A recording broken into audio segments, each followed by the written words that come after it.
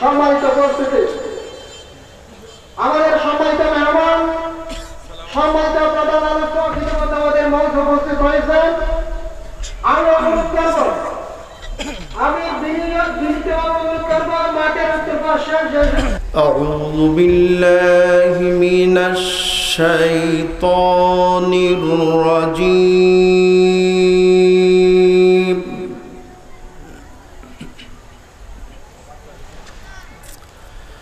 بسم الله الرحمن الرحيم.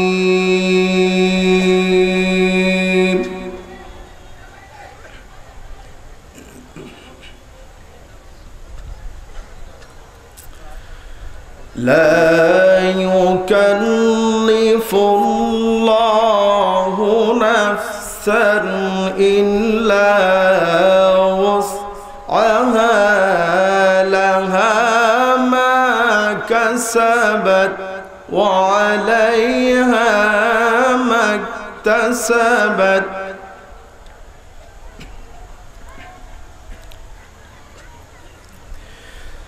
ربنا لا تؤاخذنا إن نسينا أو أخطأنا.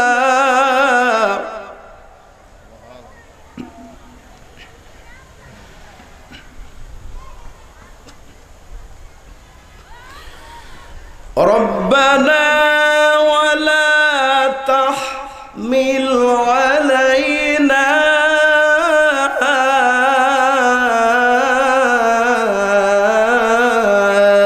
إصرا كما حملته على الذين من قبلنا.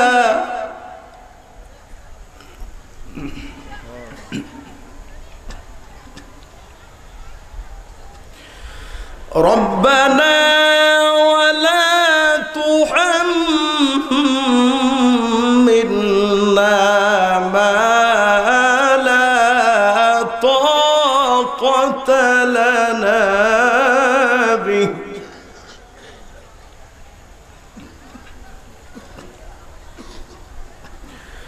واعف عنا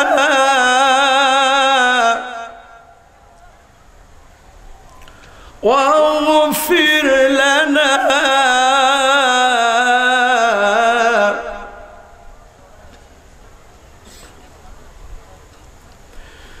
وارحمنا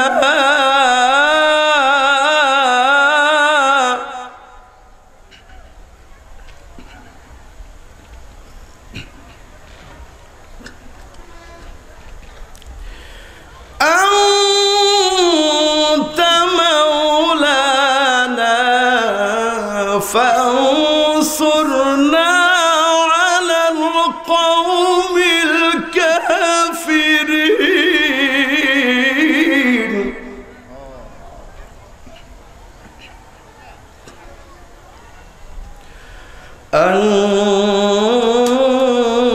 أنت مولانا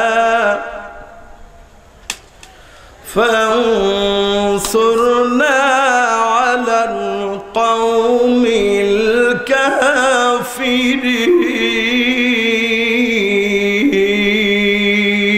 الكافرين. صدق الله العلي العظيم. আমরা বলি আল্লাহুম্মা আমিন। প্রাণ উজাড় করে পড়ুন আল্লাহুম্মা আমিন। আল্লাহ তাআলা যেন এই আয়াতগুলির উপরে বাংলাদেশের প্রতি মদদ করেন, রহমত নাজিল করেন, সারা বিশ্বের সমস্ত মুসলমানদের প্রতি যেন করুণা করেন, বিশেষ করে রোহিঙ্গা মুসলমানদেরকে যেন আল্লাহ পাক হেফাজত করেন। আমরা বলি আমিন, আল্লাহুম্মা আমিন। আলহামদুলিল্লাহ الحمد لله نحمده ونستعينه ونستغفره ونعوذ بالله ونعوذ بالله من شرور أنفسنا ومن سيئات أعمالنا من يهد الله فلا مضل له ومن يضلل فلا هادي له ونشهد أن لا إله إلا الله وحده لا شريك له ونشهد أن سيدنا وحبيبنا ومولانا محمدا عبده ورسوله الذي أرسله بالحق بشيرا ونذيرا وداعيا إلى الله بإذنه وسراجا منيرا فقد قال الله تعالى في كلامه المجيد وفرقانه الحميد أعوذ بالله من الشيطان الرجيم بسم الله الرحمن الرحيم إن الله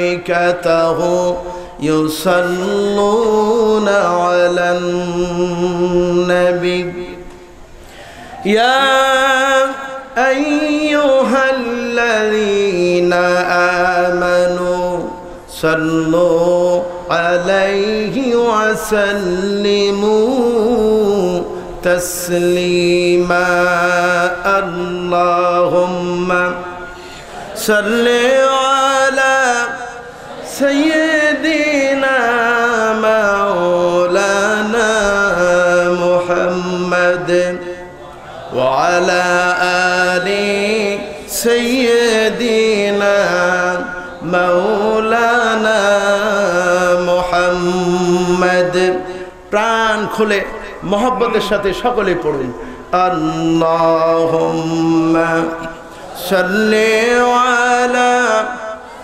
سيدنا مولانا محمد وعلى آل سيدنا مولانا محمد بلغ العلا بكماله كشف الدجى بجماله حسنت جميع خصاله صلوا عليه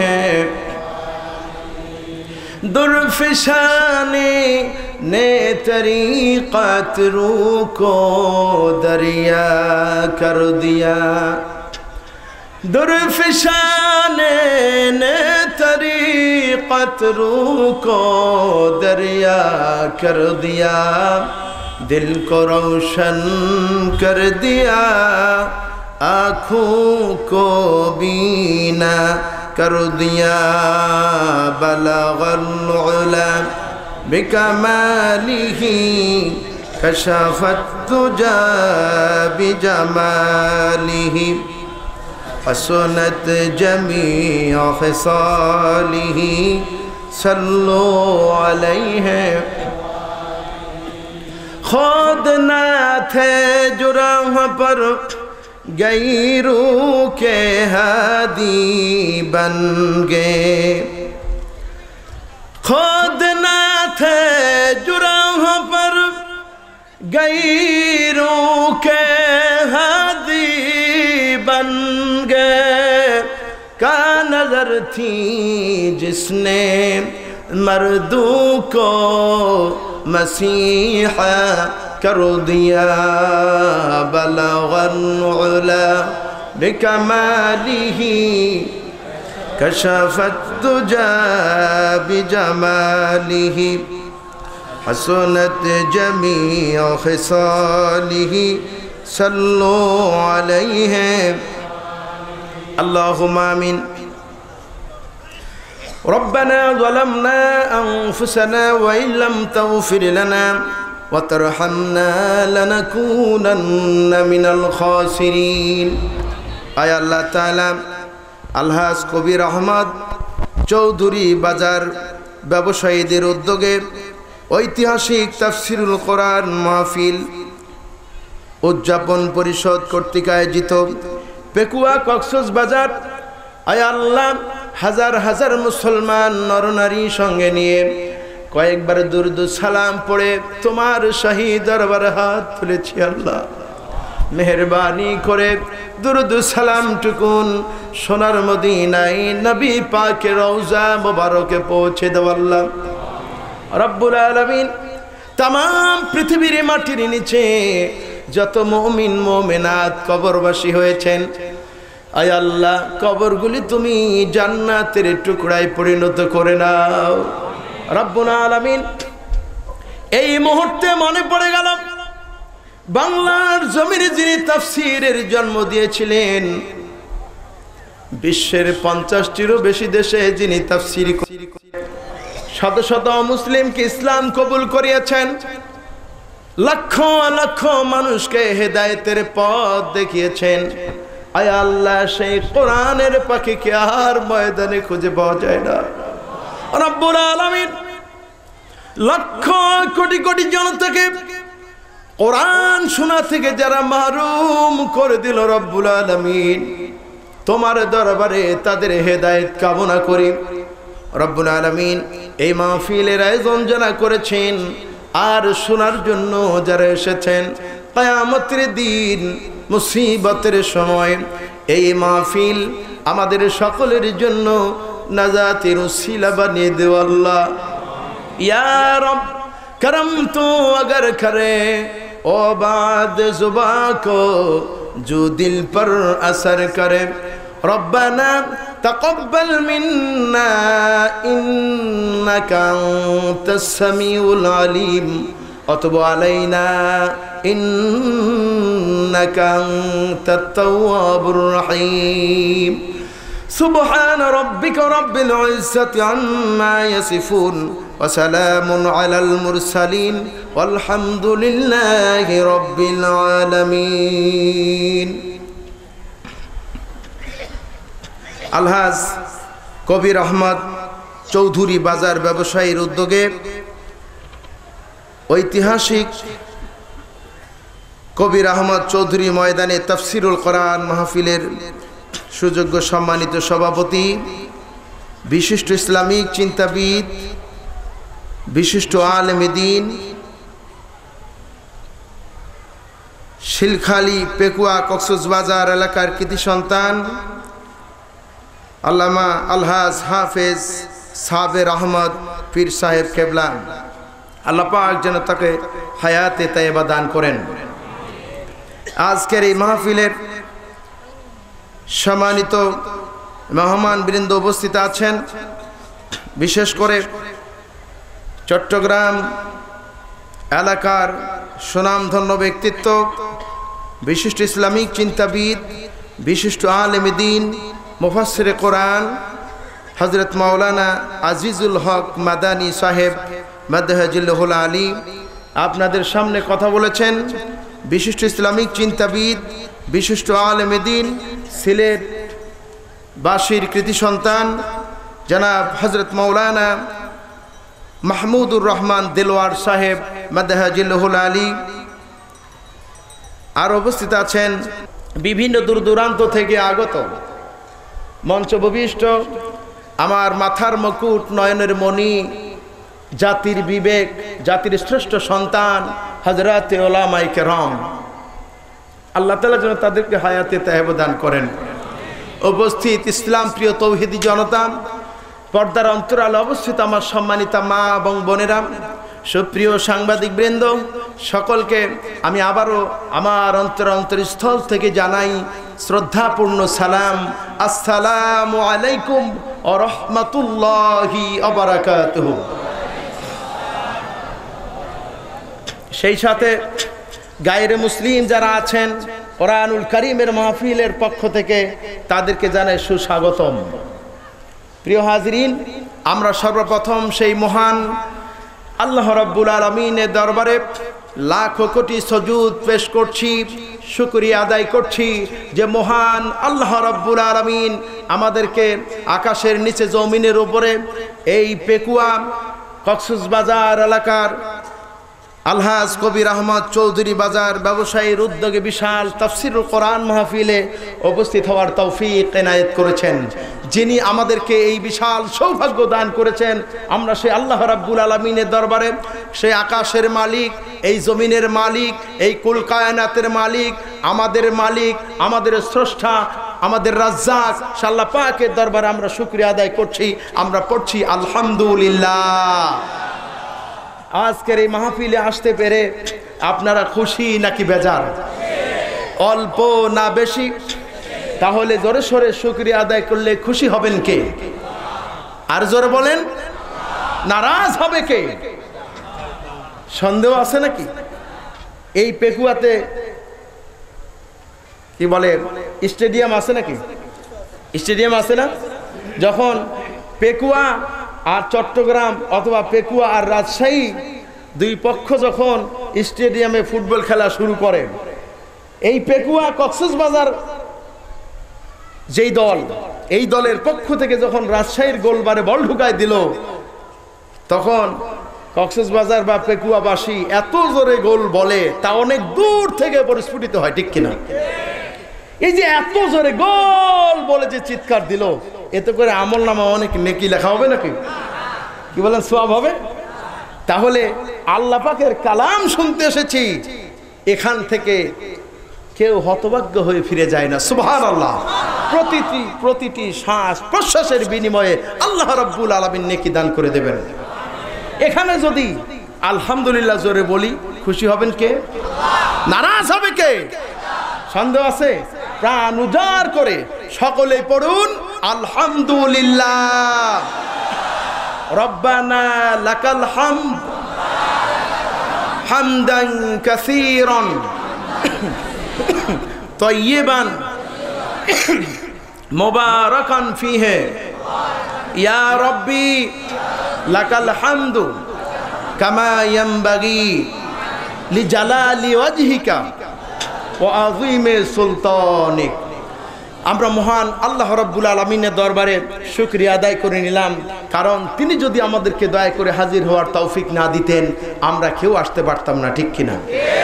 আমরা যেই জায়গায় বসে আছি আজকে সকলের কাছে পরিচিত কবির আহমদ চৌধুরী এই ময়দান, ঠিক কিনা?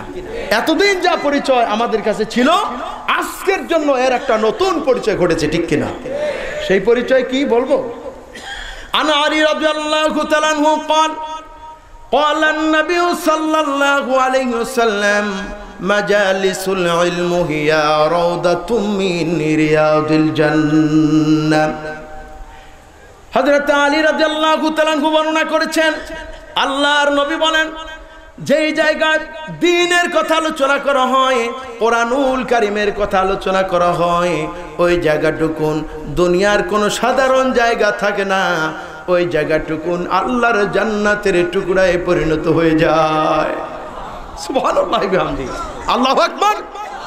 আমরা শুনতে এসেছি কোরআন, এই কোরআন থেকে যে কথা বলে সে কি বলে? সত্য কথা বলে। যেরকম কি বলে? বানিয়ে বলতেছি। আল্লাহ নবী বলেন, মান ক্বালা বিহি সাদাকা ওয়া মান আমিলা বিহি উজরা ওয়া মান হাকামা বিহি আদালা ওয়া মান দাআ ইলাইহি হুদিয়া ইলা সিরাতিম মুস্তাকিম। আল্লাহ নবী বলেন, মান ক্বালা বিহি সাদাকা, যে ব্যক্তি কোরআন থেকে কথা বলেন সে যেন সত্য কথা বলল। ওমান আমিলা বিহি উজরা, যে ব্যক্তি কোরআনুল কারীমের উপরে আমল করবে আল্লাহ পাক তাকে উত্তম প্রতিদান দান করে দেবেন। ওমান হাকামা বিহি আদালা, যে ব্যক্তি কোরআন দিয়ে জাস্টিস বিচার কার্য ফয়সালা করবে সে যেন ন্যায় বিচার কায়েম করলো। ঠিক এত আস্তেই বললেন। যে ব্যক্তি কোরআন দিয়ে বিচার পরিচালনা করেছে, বিচার কার্য করেছে, সেই জন্য ন্যায় বিচার করলো। যেরকম আল্লাহু আকবার। আমাদের দেশে ন্যায় বিচার হয়? কি বলেন? কোরআনের বিচার আছে? কোরআনের বিচার নাই বলে সকালবেলা খুন করে বিকেলবেলা জন্মদিন অনুষ্ঠানে কেক কেটে বেড়ায়। কি বলেন ঠিক কিনা? আমান হাকামা বিহি আদালা, যে ব্যক্তি কোরআন দিয়ে বিচার করে সে সঠিক বিচার করবে। আমান দা ইলাইহি হুদিয়া ইলা সিরাতিন মুস্তাকিম, যে ব্যক্তি কোরআন দিয়ে মানুষকে ডাকে সে যেন সরল এবং সঠিক পথের দিকেই ডাকলো। ঠিক কিনা? সেরকম সুবহানাল্লাহ। ওলামায়ে হক সন্ধ্যা থেকে আপনাদেরকে কোরআনের দিকে আহ্বান জানিয়েছেন। ঠিক কিনা? আমরা কি সেই কোরআনের দিকে আসতে পারবো? কোরআনের পথে কি জীবনের শেষ মুহূর্ত থাকতে পারবো? তাহলে কোরআন আমাদেরকে নসিহত করে আল্লাহ জান্নাত দান করে দেবেন। সুবহানাল্লাহি বিহামদিহি। আমরা কি কোরআনের পক্ষে থাকতে পারবো? কারা কারা কোরআনের পক্ষে আছি দুই হাত তুলে আল্লাহকে দেখায় দেন। আল্লাহ পাক কবুল করুন। আমরা বলি আল্লাহুম্মা আমিন, আল্লাহুম্মা আমিন। আল্লাহ রাব্বুল আলামিন বলেন, ومن أحسن قولا ممن دعا إلى الله وعمل صالحا وقال إنني من المسلمين। ওই ব্যক্তির চেয়ে উত্তম আর কে হতে পারে যে মানুষকে আল্লাহর দিকে আহ্বান করে, নিজে নেক আমল করে এবং বলে আমি একজন মুসলমান। আমরা কি মুসলমান হতে চাই? কি বলেন? চাই। কোরআনুল কারীম তাহলে যা কিছু উপদেশ দেয় তা নিঃসন্দেহে নিঃসংকোচে মেনে নিতে হবে। যদি মানি তাহলে মুসলমান হওয়ার জন্য প্রথম শর্ত, ঠিক কিনা, আল্লাহ, রসুল, ফেরেশতা এবং সমস্ত কিতাবের প্রতি বিশ্বাস স্থাপন আনতে হবে। ঠিক কিনা? এবং পরকালের প্রতি যে বিশ্বাস রাখে সে হচ্ছে প্রকৃত মুসলমান। ঠিক কিনা? কোরআনুল কারীম তেলাওয়াত করলে, এটা মেনে চললে উপকার কি, এই হাদিস দিয়ে তারপরে আমি মূল আলোচনায় ফিরে যেতে চাই। বলবো, মান ক্বরাআল কুরআন ফাস্তাযহারাহু ফাহাল্লা হালালাহু ওয়া হাররামা হারামাহু আদখালাহুল্লাহুল জান্নাহ ওয়া শাফাহু ফি আশরাতিন মিন আহলি বাইতিহি কুল্লুহুম ক্বাদ ওয়াজাবাত লাহুন নার।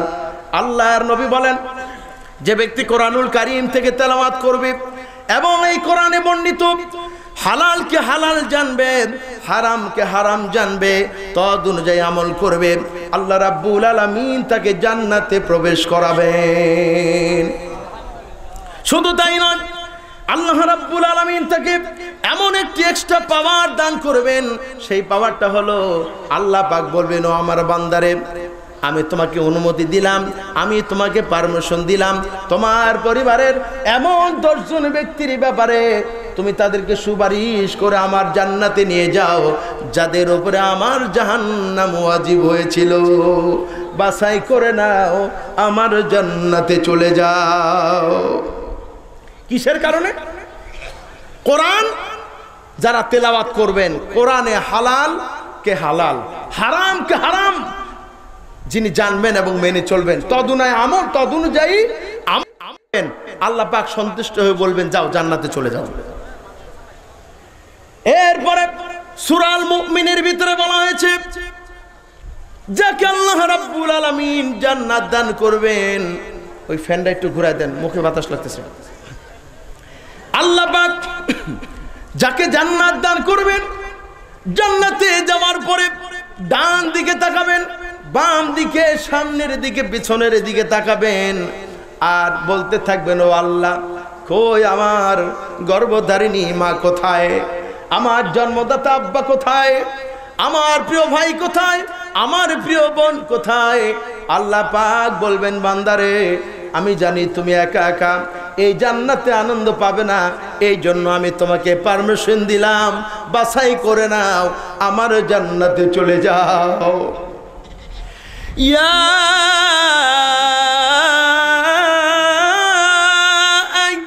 আইয়াতুহান নাফসুল মুতমাইন্নাহ ইরজিই ইলা রাব্বিক راضية مرضية فادخلي في عبادي وادخلي جنتي আল্লাহু আকবার বলেন। আল্লাহ রাব্বুল আলামিন বলবেন, হে পবিত্র আত্মা, চলো তোমার রবের দিকে, এমন অবস্থায় যে তোমার রব তোমার আমলের প্রতি সন্তুষ্ট হয়েছেন এবং তোমরাও তোমাদের রবের প্রতি সন্তুষ্ট হয়েছো। আসো আমার আবেদ বান্দাদের সাথে শামিল হও আর আমার নেককার বান্দাদের সাথে আমার জান্নাতে চলে যাও। বলি আল্লাহু আকবার। আল্লাহর দরবারে ফরিয়াদ করি, রব্বুল আলামিন, যেই দিন তুমি তোমার আবেদ বান্দাদেরকে, তোমার প্রিয় বান্দাদেরকে ডাক দিয়ে আল্লাহ তোমার জান্নাত দান করে দিবে, ও আল্লাহ, আমরা যারা হাজির আছি আর আমাদের পিতামাতা যে যেখানে মৃত্যুবরণ করেছেন অথবা বাড়িতে বেঁচে আছেন, ও আল্লাহ, ওই দিন যেন আমরা সকলে সে আহ্বানে সাড়া দিতে পারি। আল্লাহ পাক যেন কবুল করেন। আমরা বলি আল্লাহুম্মা আমিন। প্রিয় ভাই সব, আসুন কোরআনুল কারীম থেকে এবার আলোচনায় প্রবেশ করা যাক। সকলে আমার সাথে পড়ুন, আউযু বিল্লাহি মিনাশ শাইতানির রাজীম, বিসমিল্লাহির রাহমানির রহিম। বিতাড়িত মরদুদ শয়তানের ওয়াসওয়াসা থেকে পানাহার চেয়ে পরম করুণাময় ও অসীম দয়ালু আল্লাহ রাব্বুল আলামিনের নামে শুরু করা যাচ্ছে। তাবারাকাল্লাযী বিয়াদিহিল মুলকু ওয়া হুয়া আলা কুল্লি শাইইন কাদির। الذي خلق الموت والحياة ليبلوكم أيكم أحسن عملا وهو العزيز الغفور صدق الله العظيم। প্রিয় হাজিরিন, কোরআনুল কারীমের কোন সূরা থেকে তেলাওয়াত করেছি বলেন তো? সূরা আল মুলক। মুলক এই সূরাটির নামকরণ করা হয়েছে তার প্রথম আয়াত থেকেই, প্রথম অংশ থেকেই তার নামকরণ করা হয়েছে। তেলাওয়াতকৃত আয়াতের সরল তরজমা আগে করে নিই। তাবারাকাল্লাযী বিয়াদিহিল মুলক ওয়া হুয়া আলা কুল্লি শাইইন কাদির। অতি মহান ও শ্রেষ্ঠ তিনি, যার হাতে রয়েছে বিশ্বজাহানের কর্তৃত্ব, তিনি সব কিছুর উপরে ক্ষমতা রাখেন। আল্লাযী খালাকাল মাউতা ওয়াল হায়াতা লিয়াবলুয়াকুম আইয়ুকুম আহসানু আমালা। আমলের দিক দিয়ে তোমাদের মধ্যে কে বেশি উত্তম, কাজের দিক দিয়ে কে বেশি উত্তম তোমাদের মধ্যে তা পরীক্ষা করে দেখার জন্য তিনি মৃত্যু ও জীবন সৃষ্টি করেছেন। ওয়াহুয়াল আজিজুল গফুর, আর তিনি পরাক্রমশালী ও ক্ষমাশীল। এই হলো আমার তেলাওয়াতকৃত আয়াতের সরল তরজমা। এবার আমরা ব্যাখ্যার দিকে যাব ইনশাআল্লাহ। কোরআনুল কারীম সূরা মুলক একটু আগেই বলেছি, তার প্রথম আয়াতের অংশ বিশেষ সূরা মুলক। প্রথম আয়াত থেকে তার নামকরণ করা হয়েছে। আর নাজিল হওয়ার ব্যাপারে মুফাসসিরিন কেরাম যে মত পোষণ করেছেন, উল্লেখযোগ্য এবং নির্ভরযোগ্য ভাবে, সুনির্দিষ্টভাবে বলা যায়নি যে এই সূরাটি কোথায় অবতীর্ণ হয়েছে। তবে আলোচনা এবং বিষয়বস্তুর দিকে লক্ষ্য করলে বোঝা যায় যে রাসূল করিম সাল্লাল্লাহু আলাইহি ওয়াসাল্লামের মাক্কি জীবনের প্রথম দিকে অবতীর্ণ হওয়া সূরাগুলির মধ্যে অন্যতম। মাক্কি যুগে রাসূল সাল্লাল্লাহু আলাইহি ওয়াসাল্লামের প্রথম দিকে এই সূরা অবতীর্ণ হয়েছে। বিষয়বস্তু, এই সূরাটি একদিকে ইসলামী শিক্ষার মূল বিষয়বস্তু সমূহ তুলে ধরা হয়েছে, অন্যদিকে যেসব লোক অমনোযোগী, বেপরোয়া এবং যারা ধৃষ্টতা পোষণ করেছে তাদেরকে অত্যন্ত কার্যকরভাবে সজাগ করে দেওয়া হয়েছে এই সূরার মাধ্যমে। আর মাক্কি যুগের সূরাগুলির বৈশিষ্ট্য হচ্ছে এগুলো ইসলামের গোটা শিক্ষাকে সবিস্তারে নয় বরং সংক্ষিপ্তভাবে রাসূল সাল্লাল্লাহু আলাইহি সাল্লাম এর মাধ্যমে পাঠিয়েছেন, যে সংক্ষিপ্তভাবে তাওহীদ, আখিরাত, পরকাল, নবুয়ত এই সকল বিষয়ে ধারণা দেওয়া হয়েছে অতি সংক্ষেপে। এই সূরার ফজিলত সম্পর্কে বলতে চাই রাসূল করিম সাল্লাল্লাহু আলাইহি সাল্লামের হাদিস থেকে। ওয়াকানা রাসূলুল্লাহি সাল্লাল্লাহু আলাইহি ওয়াসাল্লাম লা ইয়ানামু হাত্তা ইয়াকরা আলিফ লাম মিম আস-সাজদা তাবারাকাল্লাযী বিয়াদিহিল মুলক। অর্থাৎ আল্লাহর নবী কখনোই ঘুমাতে যেতেন না যতক্ষণ না আলিফ লাম মিম আস-সাজদা এবং সূরা মুলক তেলাওয়াত করতেন। অর্থাৎ এই সূরাগুলি তেলাওয়াত না করা পর্যন্ত তিনি ঘুমাতে যেতেন না। এরপর আল্লাহর নবী বলেন, লাওয়াদিতু আন্না ফি কলবি কুল্লি ইনসানিন মিন উম্মতি, আমার হৃদয়ের আকাঙ্ক্ষা, আমার মনের কামনা যে আমার প্রত্যেকটি উম্মত তার অন্তরকরণের মধ্যে সূরা মুলক বদ্ধমূল করে রাখুক। অর্থাৎ সূরা মুলকের শিক্ষা সম্পূর্ণ তার হৃদয়ে ধারণ করে রাখুক। জোরে কোন সুবহানাল্লাহি বিহামদি। এরপর আল্লাহ নবী বলেন, তাবারাকা হিয়াল মানআতু মিনাল আযাবিল কবর। আল্লাহ নবী বলেন সূরা মুলক এমন একটি সূরা যা কবরের আযাবকে দূর করে দেয়। সুবহানাল্লাহি বিহামদি। কোরআনুল কারীমের এমন একটি সূরা সূরা মুলক, যে ব্যক্তি তেলাওয়াত করবে আল্লাহ পাক তার কবরের আযাব থেকে তাকে নাজাত করে দেবেন। সুবহানাল্লাহ বলবেন না? তাহলে এত কিছু ফজিলতের কথা যখন এই সূরার মধ্যে বর্ণনা করা হয়েছে, তাহলে সেই সূরা নাজিলের উদ্দেশ্য কি, আমরা করতেছি কি, আমাদের করণীয় কি, এই বিষয়গুলি আছে না নাই? কি বলেন, আছে না? আল্লাহ রাব্বুল আলামিন বলেন, তাবারাকাল্লাযী বিয়াদিহিল মুলকু ওয়া হুয়া আলা কুল্লি শাইইন কাদির। অতি মহান ও শ্রেষ্ঠ তিনি, যার হাতে রয়েছে সমগ্র বিশ্বজাহানের কর্তৃত্ব এবং ক্ষমতা। কার হাতে? আল্লাহ রাব্বুল আলামিনের হাতে রয়েছে সমস্ত বিশ্বজাহানের ক্ষমতা এবং কর্তৃত্ব। ঠিক কিনা কোন? আল্লাহ রাব্বুল আলামিন কোরআনুল কারীমের এই সূরার মধ্যে যা কিছু শিক্ষা দিয়েছেন, প্রথম আয়াতের উপরে আমি আলোচনা করব না আজকে, দ্বিতীয় আয়াতের উপরে আমি আপনাদের সামনে আলোচনা করতে চাই। আল্লাহ রাব্বুল আলামিন শুরু করছেন এভাবে, আল্লাযী খালাকাল মাউতা ওয়াল হায়াতা লিয়াবলুয়াকুম আইয়ুকুম আহসানু আমালা ওয়া হুয়াল আজিজুল গফুর। আল্লাহ পাক বলছেন, কাজের দিক দিয়ে তোমাদের মধ্যে কে বেশি উত্তম তা পরীক্ষা করে দেখার জন্য তোমাদেরকে আমি মৃত্যু এবং জীবন দিয়েছি।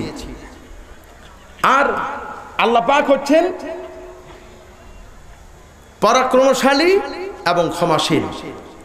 এই আয়াতের উপরে আমি আপনাদের সামনে আলোচনা করব ইনশাআল্লাহ তাআলা। বলি ইনশাআল্লাহ। আমি আল্লাহ রাব্বুল আলামিনের দরবারে আমার ভিক্ষার দুখানা হাত উজাড় করে বলতে চাই, আল্লাহ রাব্বুল আলামিন যেন আমাকে আমার অযোগ্যতার কারণে আজকে এই পেকুয়ার এই বিশাল ময়দানে, পেকুয়া বাজার ময়দানে যে বিশাল জনতা উপস্থিত আছেন, আল্লাহ তাআলা যেন তাদের এই মূল্যবান সময়টুকুন যেন নষ্ট করে না দেন। আমরা বলি আল্লাহুম্মা আমিন। আর যারা বলুন আল্লাহুম্মা আমিন। আল্লাহ পাক এখানে ঘোষণা করেছেন, আল্লাযী খালাকাল মাউতা ওয়াল হায়াতা, আমি জীবন এবং মৃত্যু এই দুটোই সৃষ্টি করেছি কিসের কারণে? আল্লাহ পাক বলেছেন কিসের কারণে? পরীক্ষা করার জন্য, যে আমলের দিক দিয়ে তোমাদের মধ্যে কে বেশি ভালো, কে বেশি উত্তম। আমলের দিক দিয়ে কি আমরা ভালো করতে চাই, ভালো হতে চাই, নাকি খারাপ হতে চাই? আমলের দিক দিয়ে যদি কেউ যদি ভালো হয়, তাহলে তার জীবনে লস হবে না ক্ষতি হবে? দেখি আল্লাহর কাছে প্রশ্ন করি, আল্লাহ আমল যদি ভালো হয় তাহলে আমার জন্য লাভ আছে না ক্ষতি আছে? উত্তর আছে না নাই কোরআন শরীফে? আল্লাহ রাব্বুল আলামিন বলেন, মান আমিলা সালিহাম মিন যাকারিন আও উনসা ওয়া হুয়া মুমিনুন ফালানুহইয়ান্নাহু হায়াতান তাইয়্যিবান। যে ব্যক্তি নেক আমল করবে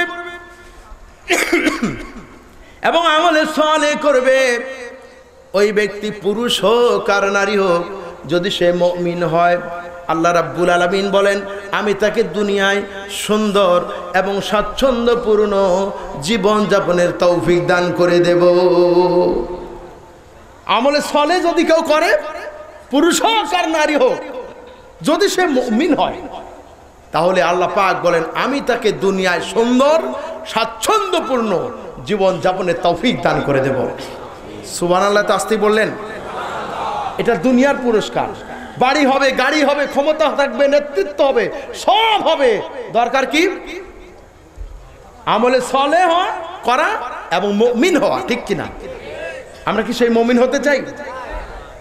যদি হতে পারি, আল্লাহ পাক দুনিয়া পুরস্কার দিবেন, পরকালে কি মাহরুম করবেন?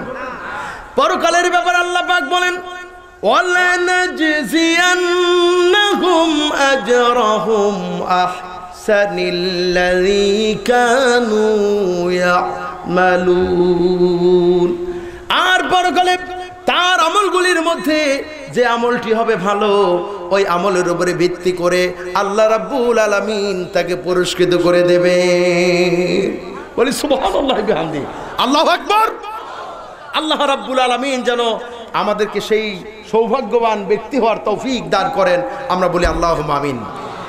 প্রিয় ভাই সব, মূল তাফসীর হচ্ছে আপনাদের সামনে পেশ করতে চাই। আল্লাহ তাআলা বলেছেন আল্লাযী খালাকাল মাউতা ওয়াল হায়াতা।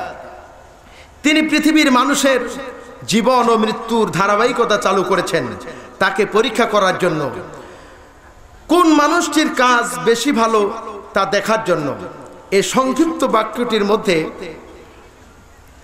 এই সংক্ষিপ্ত বাক্যটিতে বেশ কিছু সত্যের প্রতি ইঙ্গিত দেওয়া হয়েছে, তা আমি এক এক করে আপনাদের সামনে পেশ করতে চাই। কি বলেন, পেশ করব? মুফাসসিরিন কেরাম এই বিষয়গুলি উল্লেখ করেছেন। এক নম্বর হচ্ছে,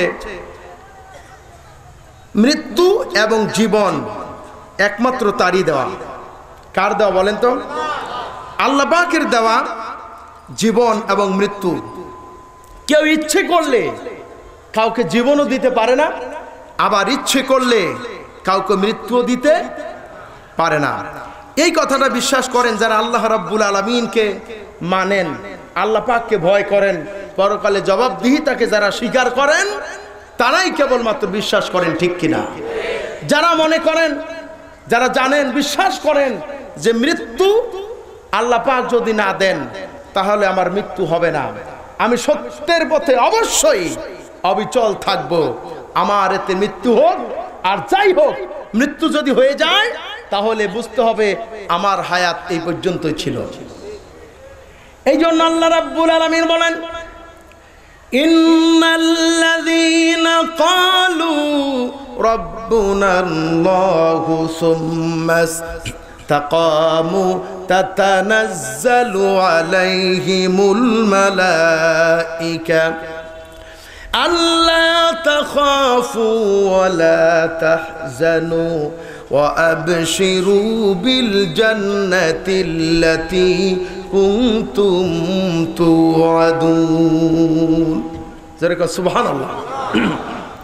আল্লাহ রাব্বুল আলামিন বলেন, নিশ্চয়ই যারা বলবে আমার রব হচ্ছে আল্লাহ রাব্বুল আলামিন, এবং এই কথার উপরে বলবৎ থাকবে, ইস্তেকামাত থাকবে, তাদের উপরে ফেরেশতা অবতীর্ণ হবে, অর্থাৎ আল্লাহর রহমত তাদের উপর অবতীর্ণ হবে। এবং বলা হবে লা তাখাফ, ভয় পেও না, ওয়ালা তাহজান, চিন্তিত হয়েও না, ওয়াবশিরু বিল জান্নাতিল্লাতি কুনতুম তুআদুন। আল্লাহ পাকের সেই জান্নাতের সুসংবাদ পেয়ে সন্তুষ্ট হও যার ওয়াদা তোমাদেরকে দেওয়া হয়েছে, ঠিক কিনা?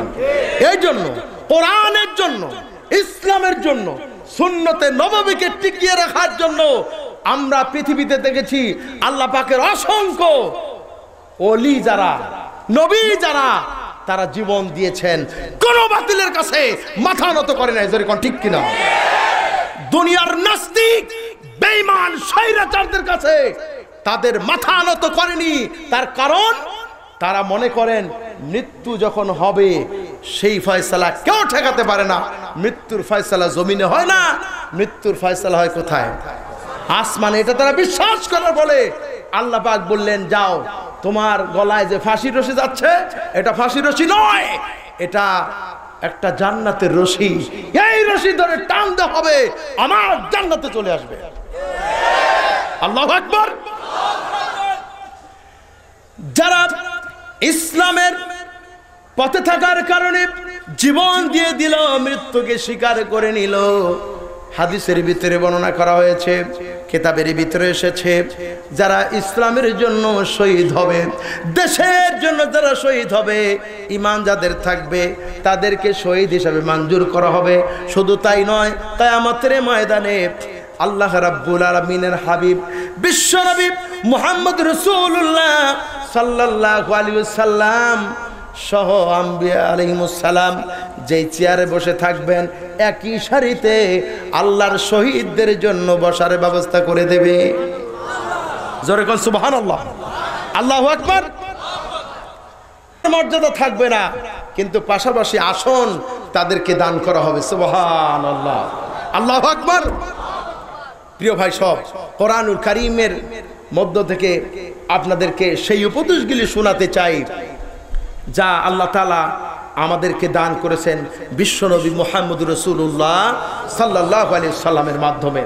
সেই কথাগুলি যদি আমি আপনাদেরকে বলি তাহলে শুনবো, কিন্তু মানবো না। কে কে হাত তুলে দেখান তো। ও মানবো, আলহামদুলিল্লাহ, আলহামদুলিল্লাহ। আমি জানি কক্সবাজার, পেকুয়া, এই জাতীয় এলাকায় মুসলমানেরা কোরআন পাগল, ঠিক কিনা? কোরআন যেখানে তৌহিদি জনতা সেখানে, আর নাস্তিক যেখানে তৌহিদি জনতা নাই সেখানে, ঠিক কিনা? কোন আল্লাহু আকবার। আপনাদের এই সুন্দর মুখখানা আল্লাহ পাক যে আমাকে দেখার সুযোগ করে দিয়েছেন, এই জন্য আল্লাহর কাছে শুকরিয়া আদায় করি। কারণ যুগ যুগ ধরে আপনাদের চেহারাগুলি বিশ্বের অন্যতম, উপমহাদেশের মধ্যে শ্রেষ্ঠ তাফসীর মাহফিল যেগুলি হয় সেটা চট্টগ্রাম এবং কক্সবাজার, ঠিক কিনা? কোন যা আমরা বিভিন্ন সিডির মাধ্যমে, এখন তো ইন্টারনেটের মাধ্যমে সেই আগের ধারণ করা সেই তাফসীরগুলি গোটা বিশ্বের মানুষেরা দেখতেছে, ঠিক কিনা? এটা আমাদের জন্য সৌভাগ্য, আলহামদুলিল্লাহ। আমি সেই কথাগুলি বলতে চাই। প্রিয় ভাই সব, আমাদের দেশে ওয়ার্কশপ আছে না? ওয়ার্কশপ আছে, এই বাজারে আছে।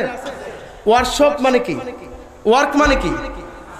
কাজ, আর শপ মানে দোকান। যেখানে অচল জিনিসকে সচল করে দেওয়া হয় সেটাই হচ্ছে ওয়ার্কশপ, ঠিক কিনা? কোন এই ওয়ার্কশপে শ্যালো মেশিন নষ্ট হয়ে গেল, কৃষক নিয়ে গেল ওয়ার্কশপে, নিয়ে যাওয়ার পরে মেকার দেখলো যে এটা অচল কোনটা, খুলে খেলে দেখে যে বড় যে টাঙ্কিটা আছে ওটা থেকে, ওটার কি বলে আপনাদের এদিকে? টাঙ্কি, যেটাতে তেল থাকে ওটা কি বলে? তেলের টাঙ্কি। অসংখ্য ছিদ্র আছে, এটাকে বাতিল করে আলাদা করে দিয়ে নতুন একটা লাগাই দেওয়ার পরে এমন কথা কি বলে মেকার যে পুরাতন জিনিসটা বাড়িতে নিয়ে সুন্দর করে রাখেন, এটা সামনের বছর আবার লাগাই দেওয়া হবে। যদি চলতো তো এবছরই তো চলতো, ঠিক কিনা? বরং বলে এটাকে ভাঙড়ির দোকানে নিয়ে গিয়ে বিক্রি করে দেন। তখন ভাঙড়ির দোকানে নিয়ে যাওয়ার পরে ভাঙড়ির মালিক বলে যে এটার ভিতরে তো ঢোলের মতো ফাঁকা, ভিতরটা ঢোলের মতো ফাঁকা কিনা? তখন চাকরকে বলে এটারে দুর্নীতি আচ্ছা মতো শেষে মার, শেষে না তখন এটাকে ছোট্ট বানিয়ে অন্য লোহার সাথে এটা ফিক মারে বা চেঙ্গা মারে বা ছুঁড়ে ফেলে দেয়, ঠিক কিনা? পরে এটারে আগুন দিয়ে গলিয়ে মেশিন দিয়ে অন্য কোনো পার্টস তৈরি হলে হতে পারে। কোরআনুল কারীমের মাহফিল হচ্ছে আমাদের জন্য একটা ওয়ার্কশপ, কি বলেন ঠিক কিনা? হালালকে হারাম, কি বলে, হালালকে হালাল এবং হারামকে হারাম যারা জানবে, তদ্দুনে যারা আমল করবে, আল্লাহ পাক তাদেরকে পুরস্কৃত করবেন, ঠিক কিনা? আজকের উপদেশগুলি যদি আমরা মেনে চলতে পারি, তবে আমাদের জীবনে যা কিছু অচল ছিল সব সচল হয়ে যাবে। ইমানটা দুর্বল থাকলে, যদি মুমিন হই, যদি ইমান থাকে, তাহলে কোরআন শোনার কারণে সেই অচল পাঁচটা চালু হয়ে যাবে, ঠিক কিনা? মোবাইল চার্জারদের মতো চার্জ ফুরাই গেল, কারেন্টের মধ্যে চার্জার দিয়ে ঢুকে দেওয়া হলো, মোবাইল আগের মতো আবার চলতে থাকলো। এমনি ইমানদারের ইমানকে চার্জ দেওয়ার জন্য এই যে কোরআনের ওয়ার্কশপ, কোরআনের মাহফিল, এই জন্য ইসলামী চিন্তাবিদগণ এবং ইসলামী আন্দোলনের সিস্টেম হলো মাসে সপ্তাহে কোরআনের ওয়ার্কশপ হওয়া, ওয়ার্কশপ করে কর্মীদের মান উন্নয়ন করা। সুবহানাল্লাহ। অথচ অতি দুর্ভাগ্য, যে দেশের মাটিতে যে দলের লোকগুলি, যে মুসলমানগুলি মানুষদেরকে ওয়ার্কশপ করে কোরআনের রঙে রঙিন করে সমাজটাকে একটা সোনার সমাজ উপহার দিতে চায়, সেই লোকগুলিকে চিহ্নিত করে বর্তমান পৃথিবীর নাস্তিক এবং বেঈমানেরা তাদেরকে হত্যার পরিকল্পনা করছে। ওদের চাইতে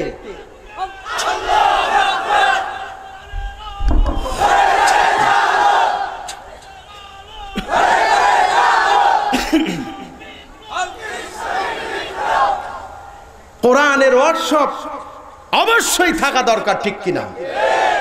এই কোরআনের মাহফিলে এমন কোনো কথা বক্তারা বলেন না যেই কথাগুলি উপরে আমল করলে পিতামাতার অবাধ্য হওয়া লাগে। কি বলেন? বলে কোনো বক্তা, কোনো মুফাসসির কি বলেন যে আজকে এখানে মাহফিল শুনতে আসছো, তোমার তো অভ্যাস ছিল চুরি করা, আজকে যেহেতু সুযোগ পাওনি, কালকে বাড়িতে যাওয়ার সময় অথবা কালকে সুযোগ মতো চেয়ারম্যান সাহেবের বাড়িতে চুরি করো? কি বলেন? কেউ বলে না এই কথা। অথচ আমি কয়েকদিন আগে চট্টগ্রাম একটা সাংবাদিক সম্মেলন দেখলাম, যেখানে বক্তার চাইতে ক্যামেরাম্যান বেশি, অর্থাৎ সাংবাদিকই বেশি, এবং এক একজন বক্তার মোষ এদিকে মনে হয় এক হাত দূরে নিয়ে বান্ধা সম্ভব হবে, এত বড় বড় মোষওয়ালা। এরা বক্তৃতাতে এইভাবে করে মোশন নিয়ে বসে আছে, আর সাংবাদিকরা একেবারে চাতস পাখির মতো মুখের দিক তাকিয়ে আছে, কি বলবে আর কি লিখবো হুঁশই পায় না, ঠিক কিনা?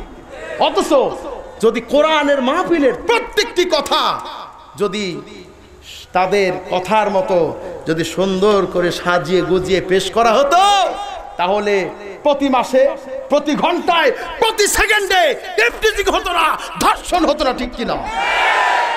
জান্নাতের কথা, জাহান্নামের কথা, এই কথাগুলি যদি সঠিকভাবে পেশ করা হতো, তাহলে দেশে দুর্নীতিও থাকা সম্ভব হতো না, ঠিক কিনা? সকল মানুষ আল্লাহর গোলামে পরিণত হয়ে যেতে পারতো, ঠিক কিনা?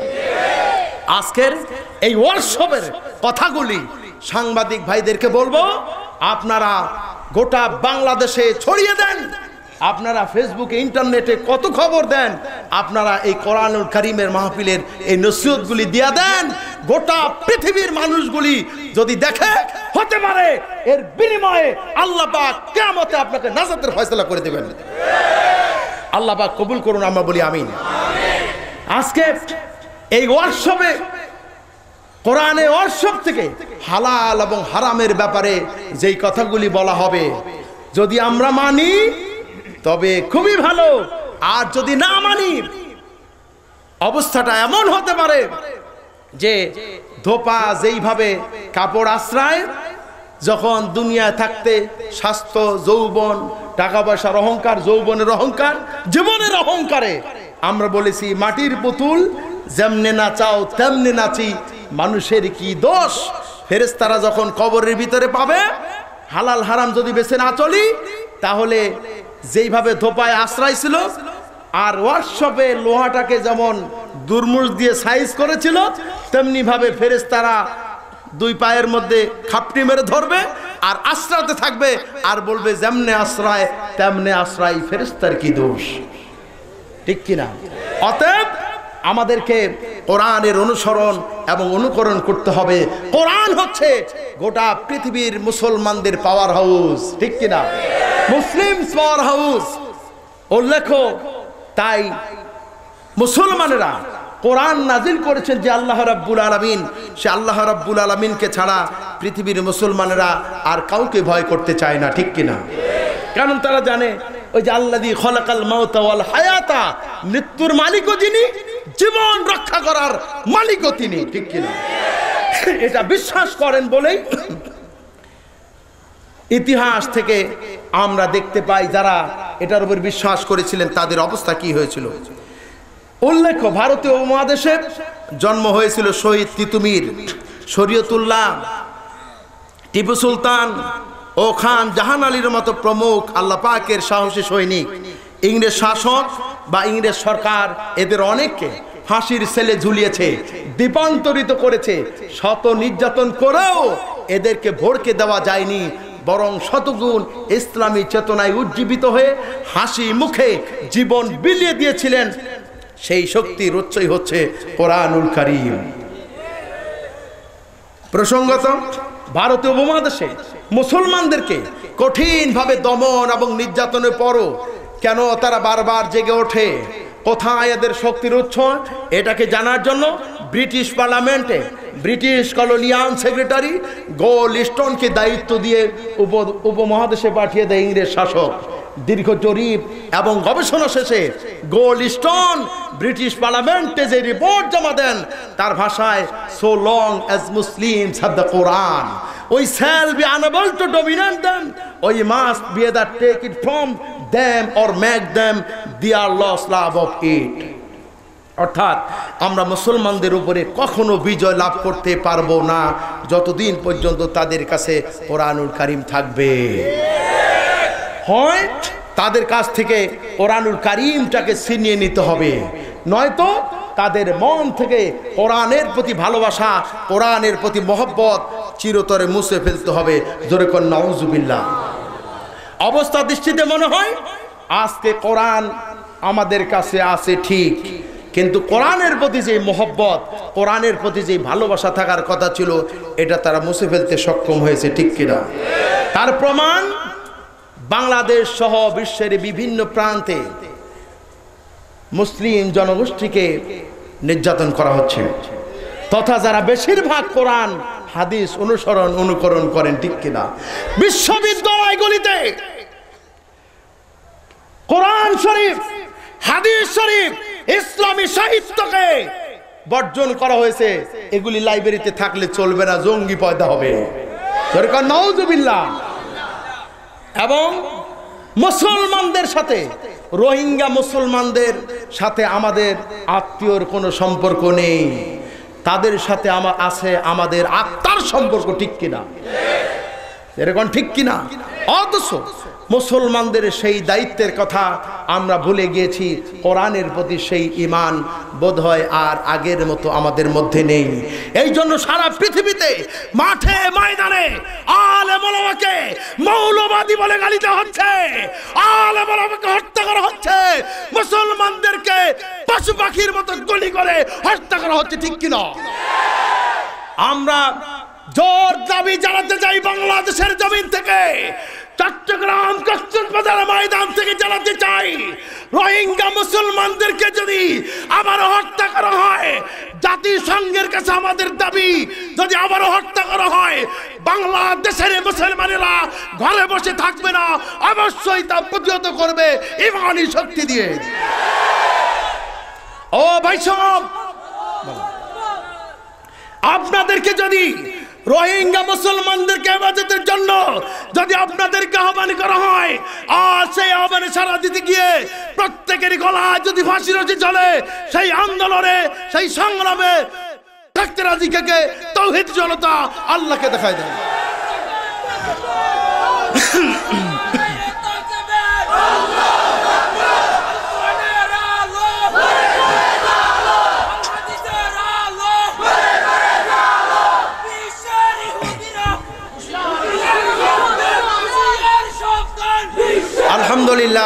আলহামদুলিল্লাহ আল্লাহ পাক আমাদের এই কথাগুলি যেন বাতিলের অন্তরে ধাক্কা মারে, আমরা বলি আল্লাহুম্মা আমিন। আল্লাহ পাক সমস্ত মুসলমানদেরকে হেফাজত করুন, আমরা বলি আল্লাহুম্মা আমিন।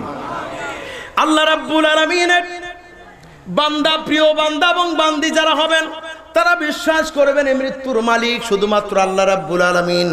কারণ আল্লাহ রাব্বুল আলামিন কোরআনুল কারীমের ভিতরে বলেছেন, মা কানা লিনাফসিন আন তামুতা ইল্লা কিতাবাম মুআজ্জালা। মৃত্যুর সময় যখন চলে আসবে এক মুহূর্ত দেরি হবে না, এক মুহূর্ত তাকে সুযোগ দেওয়া হবে না, অবশ্যই মৃত্যু হয়ে যাবে। ঠিক কিনা কোন চেয়ারম্যান সাহেব, কোন এমপি সাহেব যদি বলেন আমি দেশের নেতা, আমি দেশের সমাজ সেবক, একটু পরে আমার ডিসি সাহেবের সাথে মিটিং আছে, তুমি আবার আজরাইল কেন আসছো, আমার সুযোগ দাও, আই এম ভেরি বিজি, আমি এখন অনেক ব্যস্ত আছি ভাই, তুমি পরে দেখা করো। কি বলেন, শুনবে? বলবে যে থাম, তোর খবর আছে, এখন তোর ডিজিটাল মৌত হবে। এই ডিজিটাল যুগে ডিজিটাল মৌত শুরু হয়ে গেছে। ঠিক কিনা? আমি কি ঠিক বললাম না বেশি বললাম? হাই সর্বনাশ, এই মৃত্যুর খবর আমরা কেউ জানতাম না, হঠাৎ করে কি হয়েছে, স্ট্রোক করছে, স্ট্রোক করা শেষ, মরাও সারা। কি বলেন, ঠিক বললাম না বেশি বললাম? প্রিয় ভাই সব, আল্লাহ রাব্বুল আলামিন মৃত্যু দেন, মৃত্যুর মালিককে।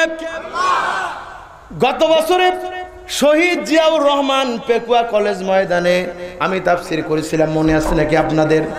ওই দিন যখন আমি তাফসীর করতেছিলাম, মাহফিল শেষে মোবাইল বের করে দেখি আমার মোবাইলে 26টা ফোন এসেছে। আমার কলিজা নাড়া দিয়ে উঠেছে। আমার মনে পড়ে গেল আমার শ্রদ্ধেয় চাচাজি আলহাজ সোনা মিয়া স্ট্রোক করে হাসপাতালে আছে, না জানি কি হয়ে গেল। মোবাইল খুলে সঙ্গে সঙ্গে যখন ব্যাক করলাম, খবর পেলাম আমার চাচাজি দুনিয়া থেকে বিদায় হয়ে গেছে, দুনিয়া থেকে বিদায় হয়ে গেল। রাতের বেলায় কক্সবাজারে গেলাম, কক্সবাজারে গিয়ে বিমানের টিকিট করলাম, কিন্তু বিমান তো 10টার আগে ছাড়ে না। সেই বিমান আসতে আসতে কত দেরি। আমাদের বিমানটা 10:30টায় উড়ার কথা ছিল, কিন্তু আমাদের আগে একটা কার্গো বিমান যশোরের উদ্দেশ্যে রওনা হয়ে গেল।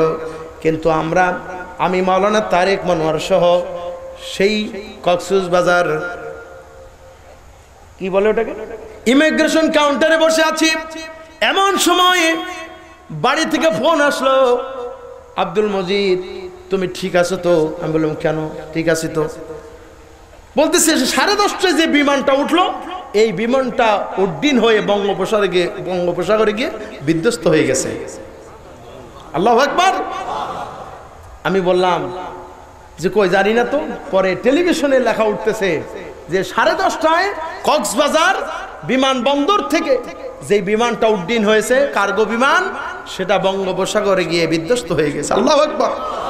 মৃত্যুর মালিক কে? আমার ভাইয়েরা, আমার চাচাজির জানাজার নামাজ ধরার উদ্দেশ্যে বের হলাম। বিমান উঠলো 10:47 প্রায় 12টার দিকে গিয়ে আমি যখন ঢাকাতে পৌঁছলাম, রাজশাহীর বিমান অনেক দেরিতে আছে, বিমান পেলাম না। গাড়ি একটা নিয়ে রওনা হয়ে গেলাম।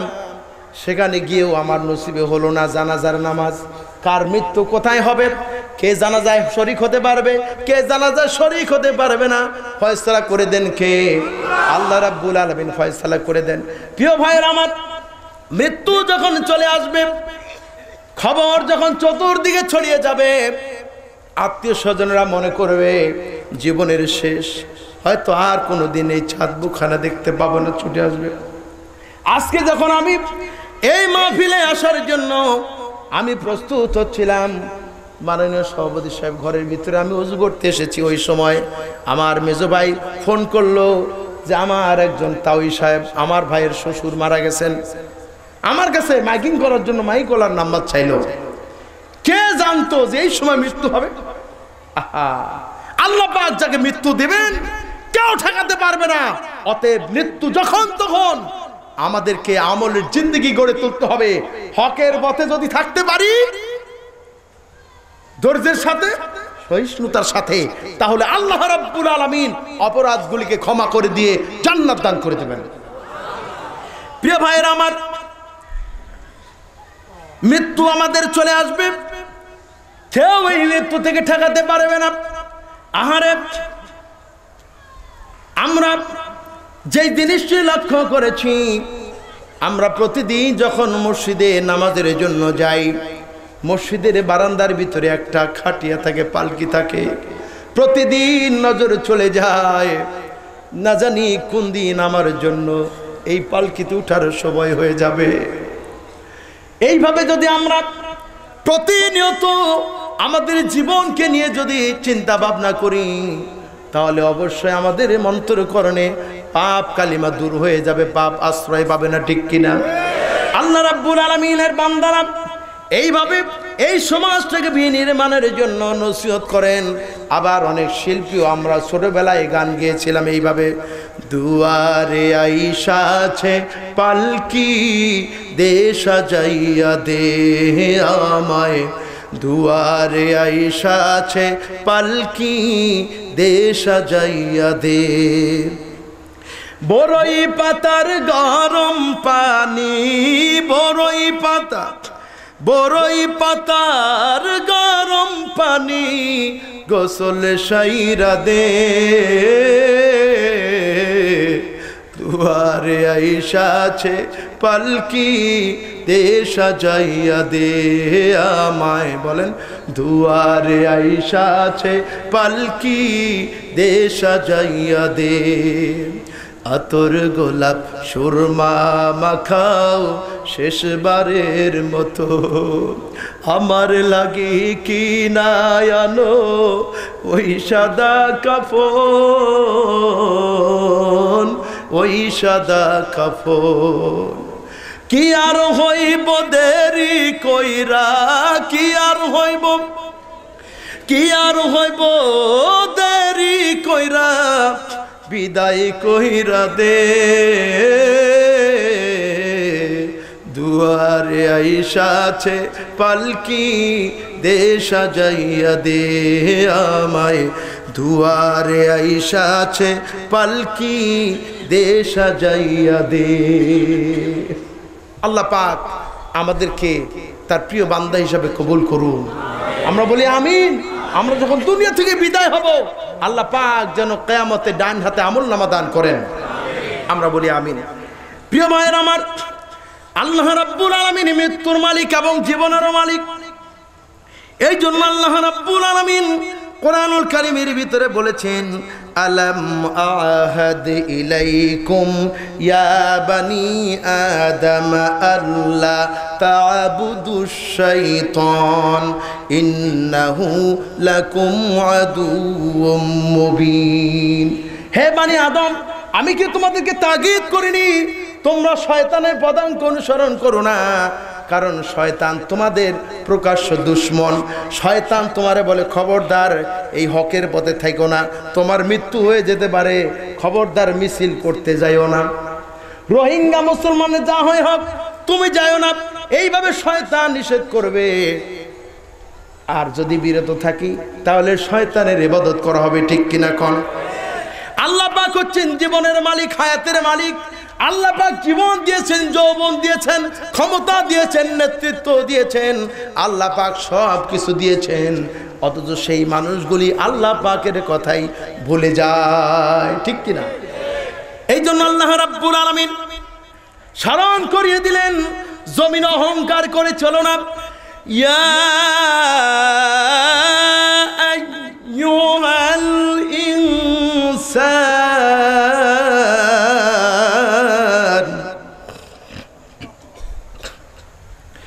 ইয়া আইয়ুহাল ইনসানু মা গররাকা বিরাব্বিকাল কারীম। হে মানুষ, তোমাকে কোন জিনিস তোমার রব থেকে গাফেল করে দিল? আল্লাযী খালাকাকা ফাসাওয়াকা ফাআদালাক ফি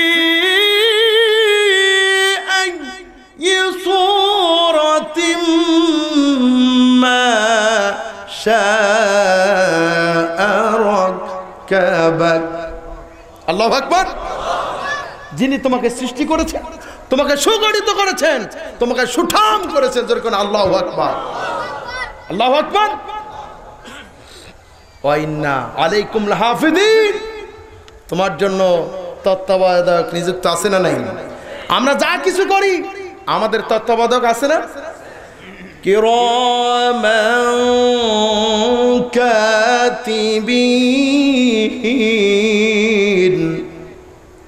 ইয়ালামুনা মা তাফআলুন।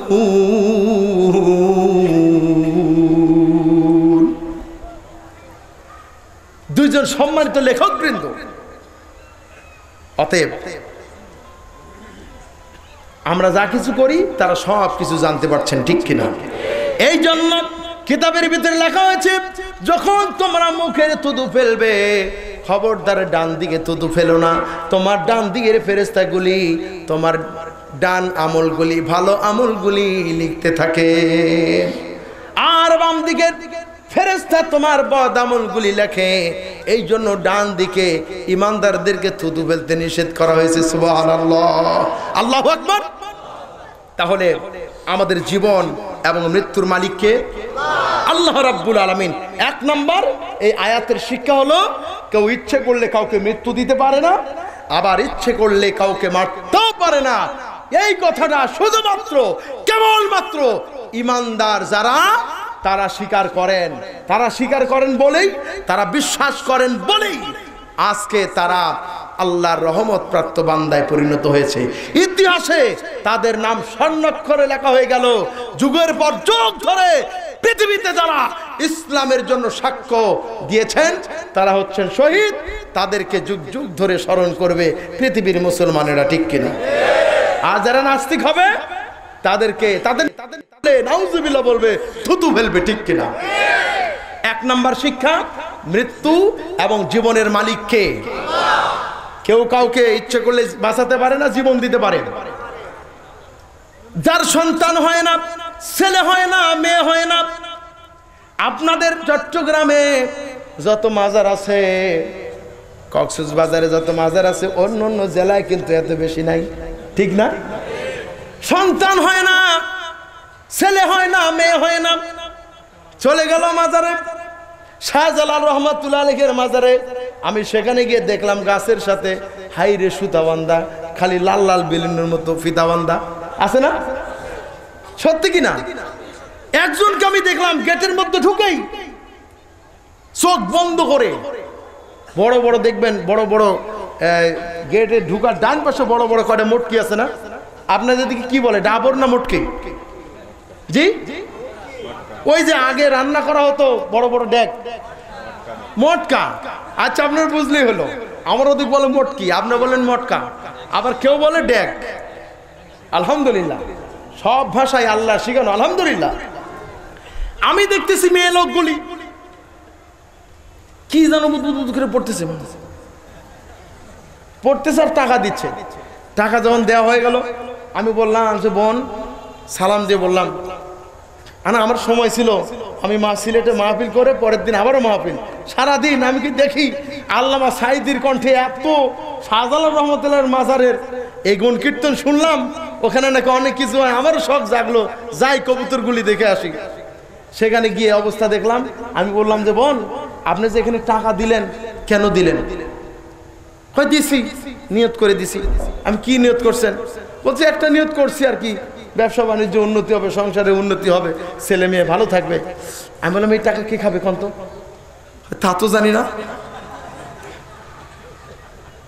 তাহলে কি জন্য দিলেন?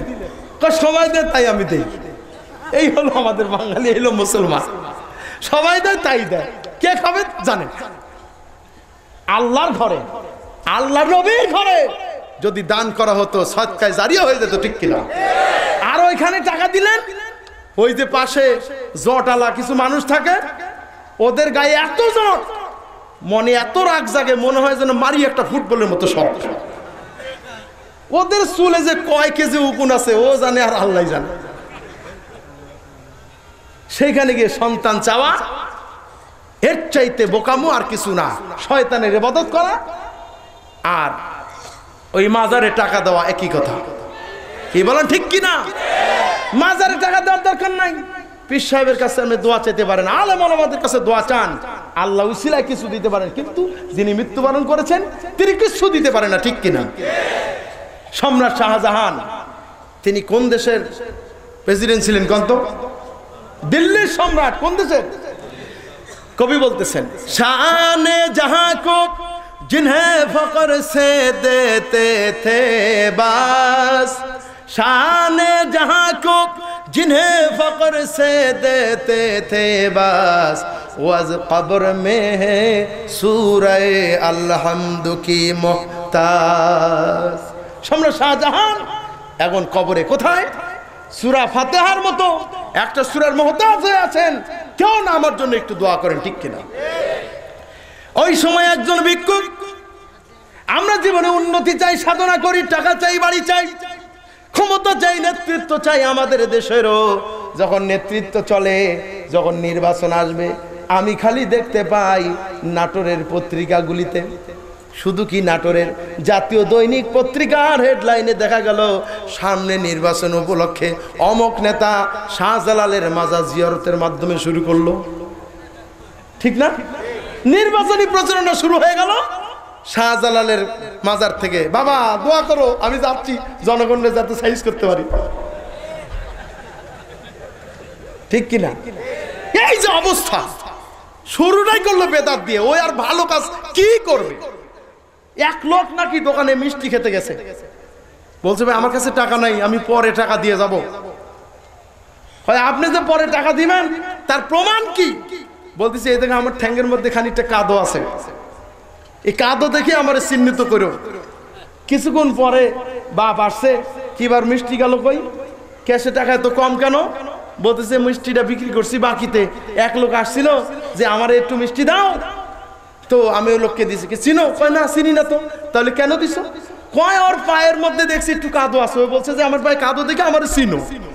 তা আমাদের দেশে কিছু মুসলমান আছে নির্বাচন আসলে টুপি মাথায় দেয়, নির্বাচন আসলে মারে কিছু একটা পেশায়, সুন্দর পোশাক পরে। এটা হলো সেই কাদার মতো ফাঁকি দেওয়া। দোকানে বিল দেবে না, অর্থাৎ জনগণের সেবা করবে না, জনগণকে সাইজ করার পোশাক ধরে। কোন ঠিক কিনা? এই পোশাক দেখে যারা প্রতারিত হবে, এর চাইতে বড় প্রতারণা আর কিছুই হতে পারে না, এর চাইতে আত্মঘাতী আর কিছুই হতে পারে না। তাহলে এক নাম্বার বললাম, জীবন এবং মৃত্যুর মালিককে আল্লাহ রাব্বুল আলামিন। আল্লাহ পাক শুরু করলেন এভাবে, আল্লাযী খালাকাল মাউতা ওয়াল হায়াতা লিয়াবলুয়াকুম আইয়ুকুম আহসানু আমালা। আমলের দিক দিয়ে কে বেশি ভালো, এটা দেখার জন্যই আমি তোমাদেরকে মৃত্যু এবং জীবন দিয়েছি। ওয়া হুয়াল আজিজুল গফুর, আর তিনি হচ্ছেন মহাপরাক্রমশালী। মহাপরাক্রমশালী। যারা এই উপদেশ, এই নসিহত যারা মানবে না, গ্রহণ করবে না, আল্লাহ রাব্বুল আলামিন তাদের জন্য কঠোর হবেন কিয়ামতে। কি হবেন? কঠোর হবেন।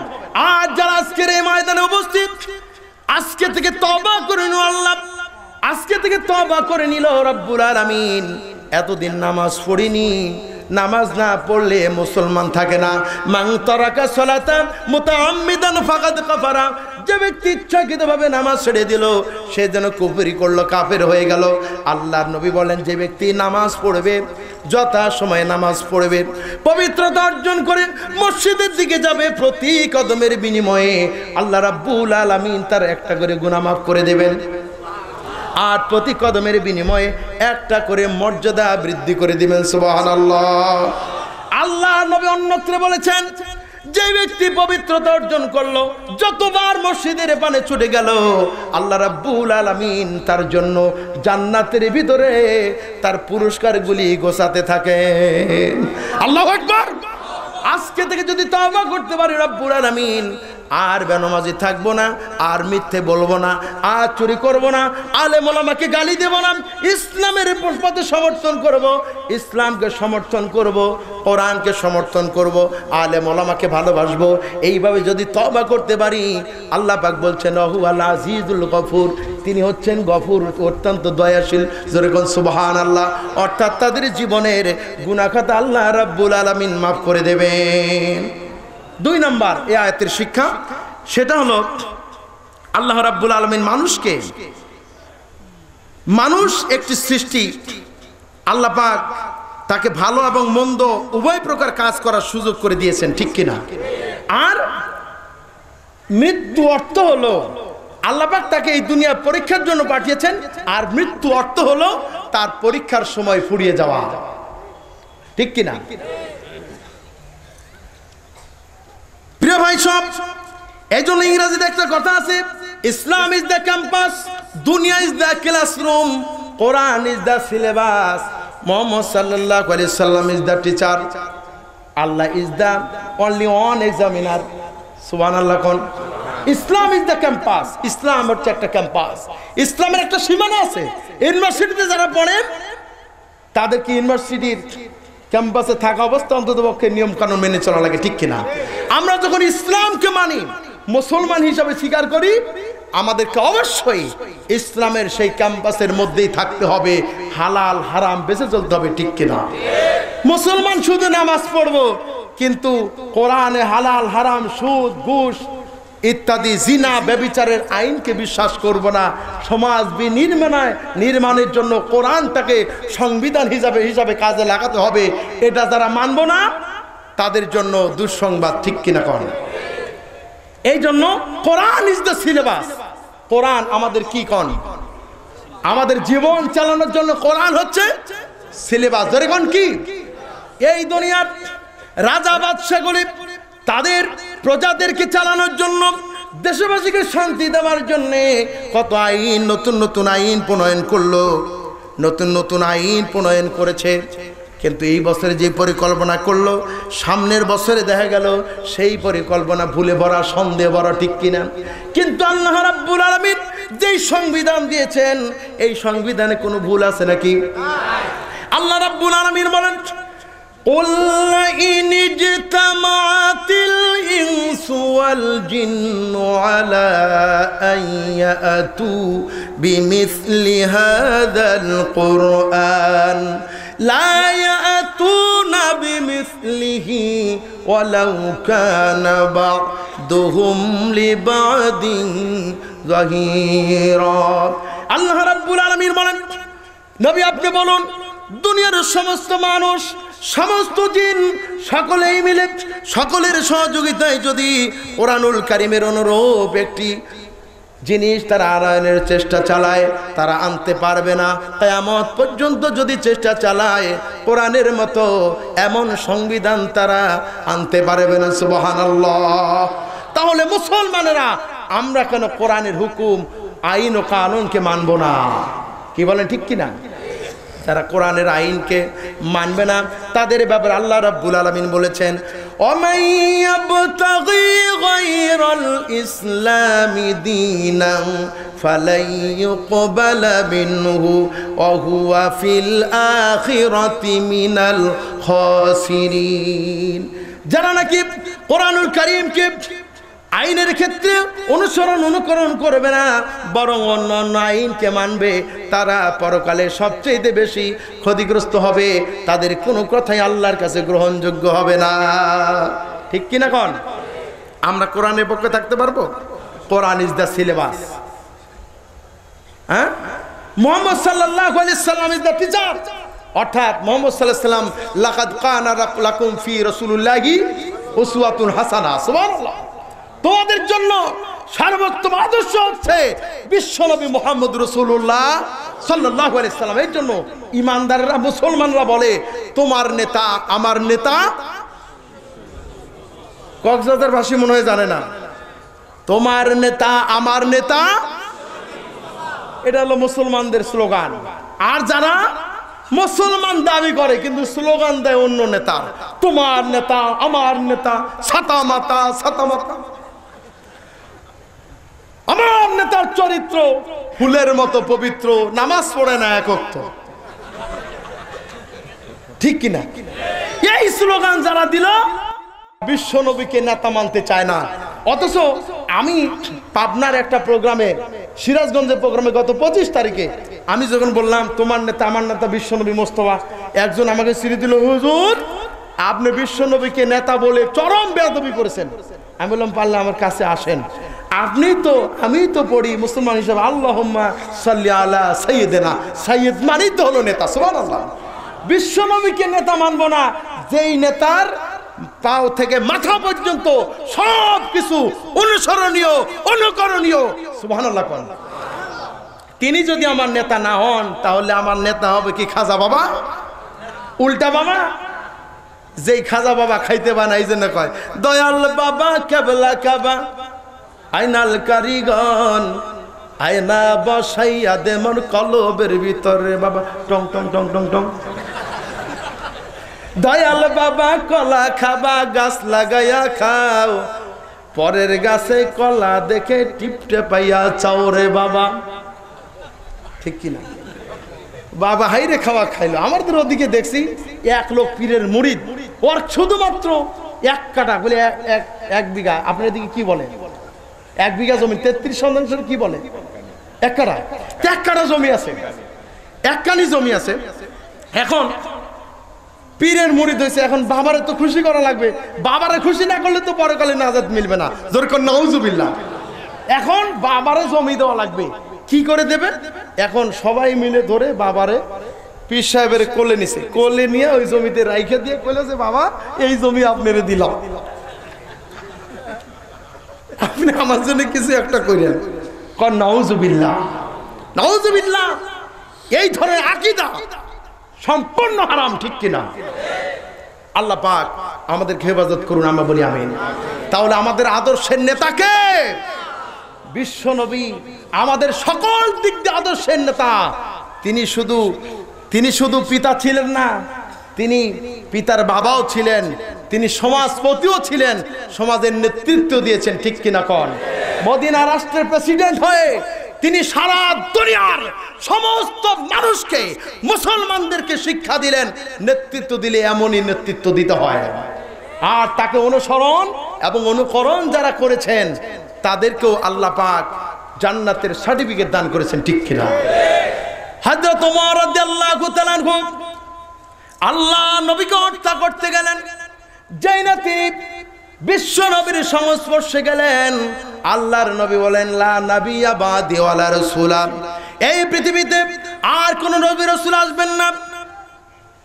আর যদি কোন নবী রাসূল আসতেন লা কান ওমর, আল্লাহ রাব্বুল আলামিন ওমরকে নবী বানায় দিতেন। সুবহানাল্লাহ, আল্লাহু আকবার।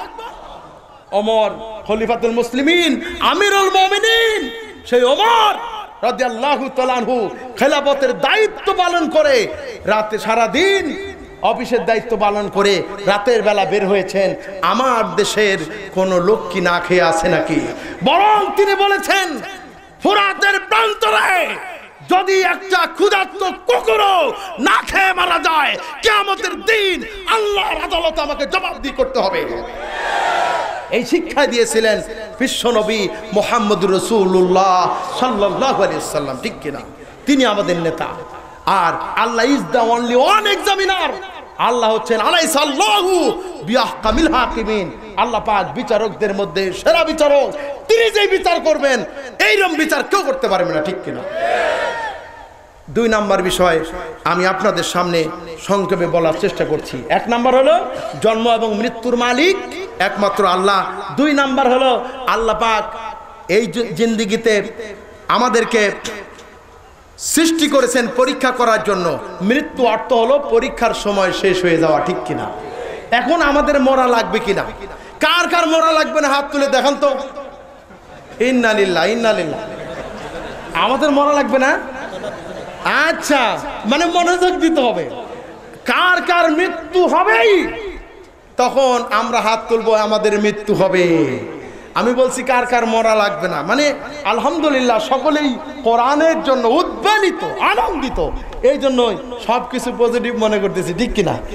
আপনারা কষ্ট পেয়েছেন, আল্লাহ পাক এর বিনিময়ে আমাদেরকে নেকি দান করবেন, বলেন আমিন।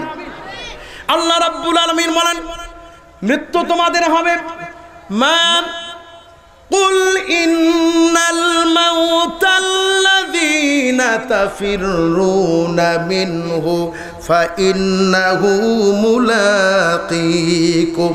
আমার সাথে আপনারা আবারও পড়েন, কুল ইন্নাল মাউতাল্লাযী তাফিররুনা মিনহু ফাইন্নাহু মুলাকীকুম। মরণ থেকে পালাও তুমি, মরণ তোমায় লইবে ঘিরি। মরণ থেকে পালাও তুমি, মরণ তোমায় লইবে ঘিরি। যদিও সুদূর আকাশ পানে, লুকাও সেথায় লাগিয়ে সিঁড়ি। এ মহারোগের চিকিৎসক নাই, নাই সে ঔষধ জগতে। খুঁজিয়া কাতর হইলে কি হবে, পারিবে না তারে ফেরাতে। কি বলে, মৃত্যুকে কি ফিরানো যাবে? কি বলেন, যাবে? মৃত্যুর থেকে কেউ ফিরতে পারবে না। প্রিয় ভাইয়ের আমার, সেই মৃত্যু আমাদেরকে অবশ্যই ধরে ফেলবে। আর মৃত্যু অর্থই হলো আমাদের জীবনের পরীক্ষার সময় শেষ। আল্লাহ আমলের সুযোগ দিয়েছিলেন কিনা? প্রিয় ভাইয়েরা আমার, কোন পরীক্ষার্থী যখন পরীক্ষা দেয়, যারা দাখিল পরীক্ষা দিয়েছেন, যারা আলিম পরীক্ষা দিয়েছেন, সমমানের পরীক্ষা দিয়েছেন, তাদের জন্য সময় নির্ধারণ করা হয়েছিল 3 ঘন্টা।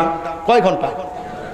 যারা অনার্স পরীক্ষা দিয়েছেন এবং মাস্টার্স পরীক্ষা বা কামিল পরীক্ষা দিয়েছেন, তাদের সময় কিন্তু 4 ঘন্টা, ঠিক কিনা?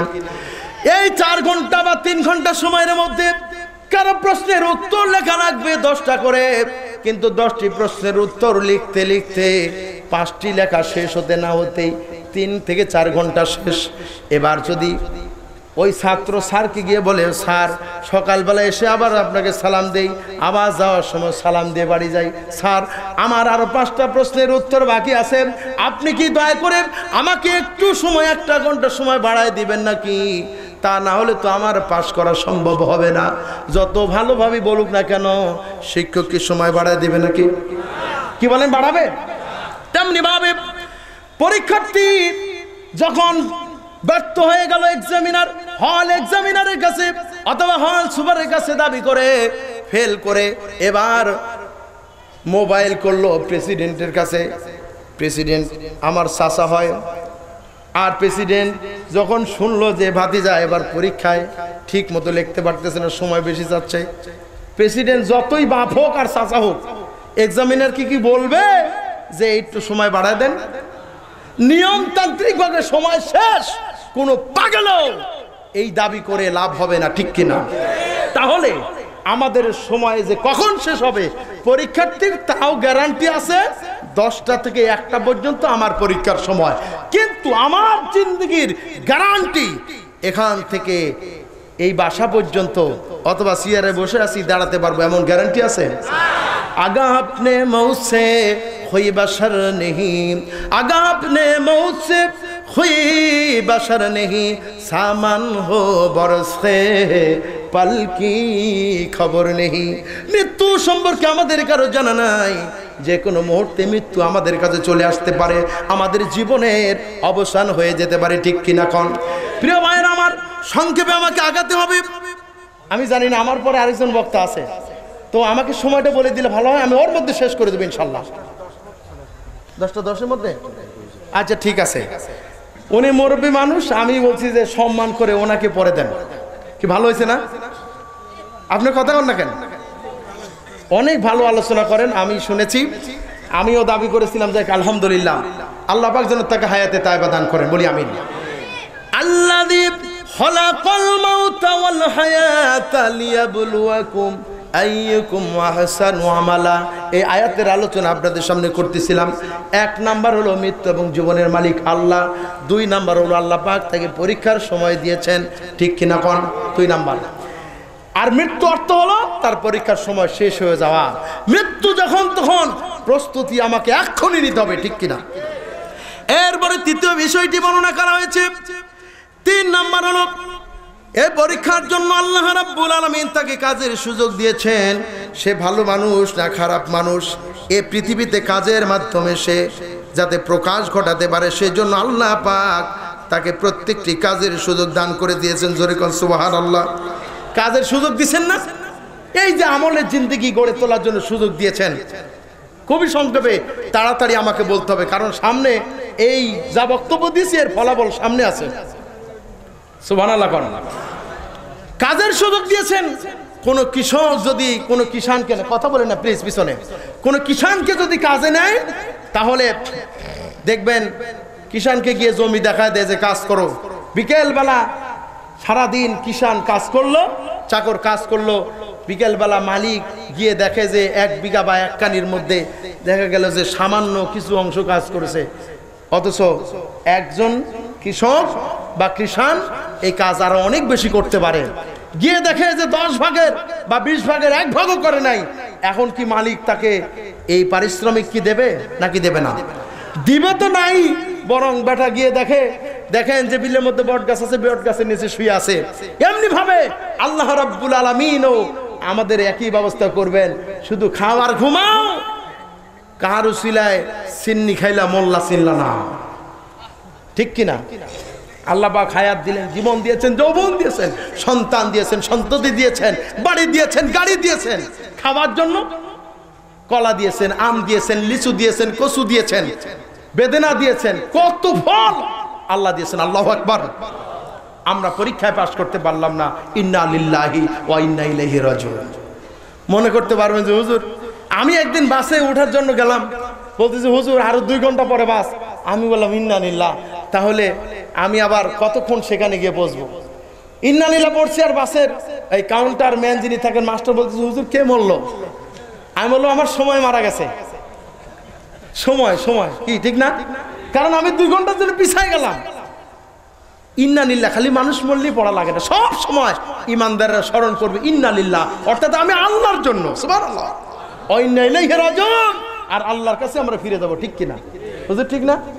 প্রিয় ভাইয়েরা আমার, 3 নাম্বার হলো আল্লাহ পাক কাজের সুযোগ দিয়েছেন। 4 নম্বর বিষয়টা বর্ণনা করা হলো, সেটা হলো কার কাজ ভালো এবং কার কাজ খারাপ। প্রকৃতপক্ষে আল্লাহ পাক এটা ফয়সালা দিবেন। কাজের ভালো মন্দ বিচার করা কোনো পরীক্ষার্থীর কাজ নয়। যিনি কাজ করবেন খালি উনি ভালো বললেই হবে না, বরং যার উদ্দেশ্যে কাজটা হচ্ছে সেই কাজটা আল্লাহ সন্তুষ্টির জন্য হচ্ছে কিনা, এটাই হলো বড় কথা, ঠিক কিনা? সংক্ষেপে শেষ করতেছি। 4 নম্বর হলো 5 নম্বর 4 নম্বর বলেছি, 5 নম্বর হলো পঞ্চম কথাটির মধ্যে নিহিত যেমন কর্ম তেমন ফল। যে যেমন করবে কিয়ামতের দিন আল্লাহ রাব্বুল আলামিনের কাছ থেকে সেই অনুযায়ী ফলাফল লাভ করবে, ঠিক কিনা কোন? আল্লাহ রাব্বুল আলামিন কুরআনুল কারীমের ভিতরে বলেছেন, লা তুযলামু নাফসুন শাইআন ওয়া লা তুজজাউনা ইল্লা মা কুনতুম তা'মালুন।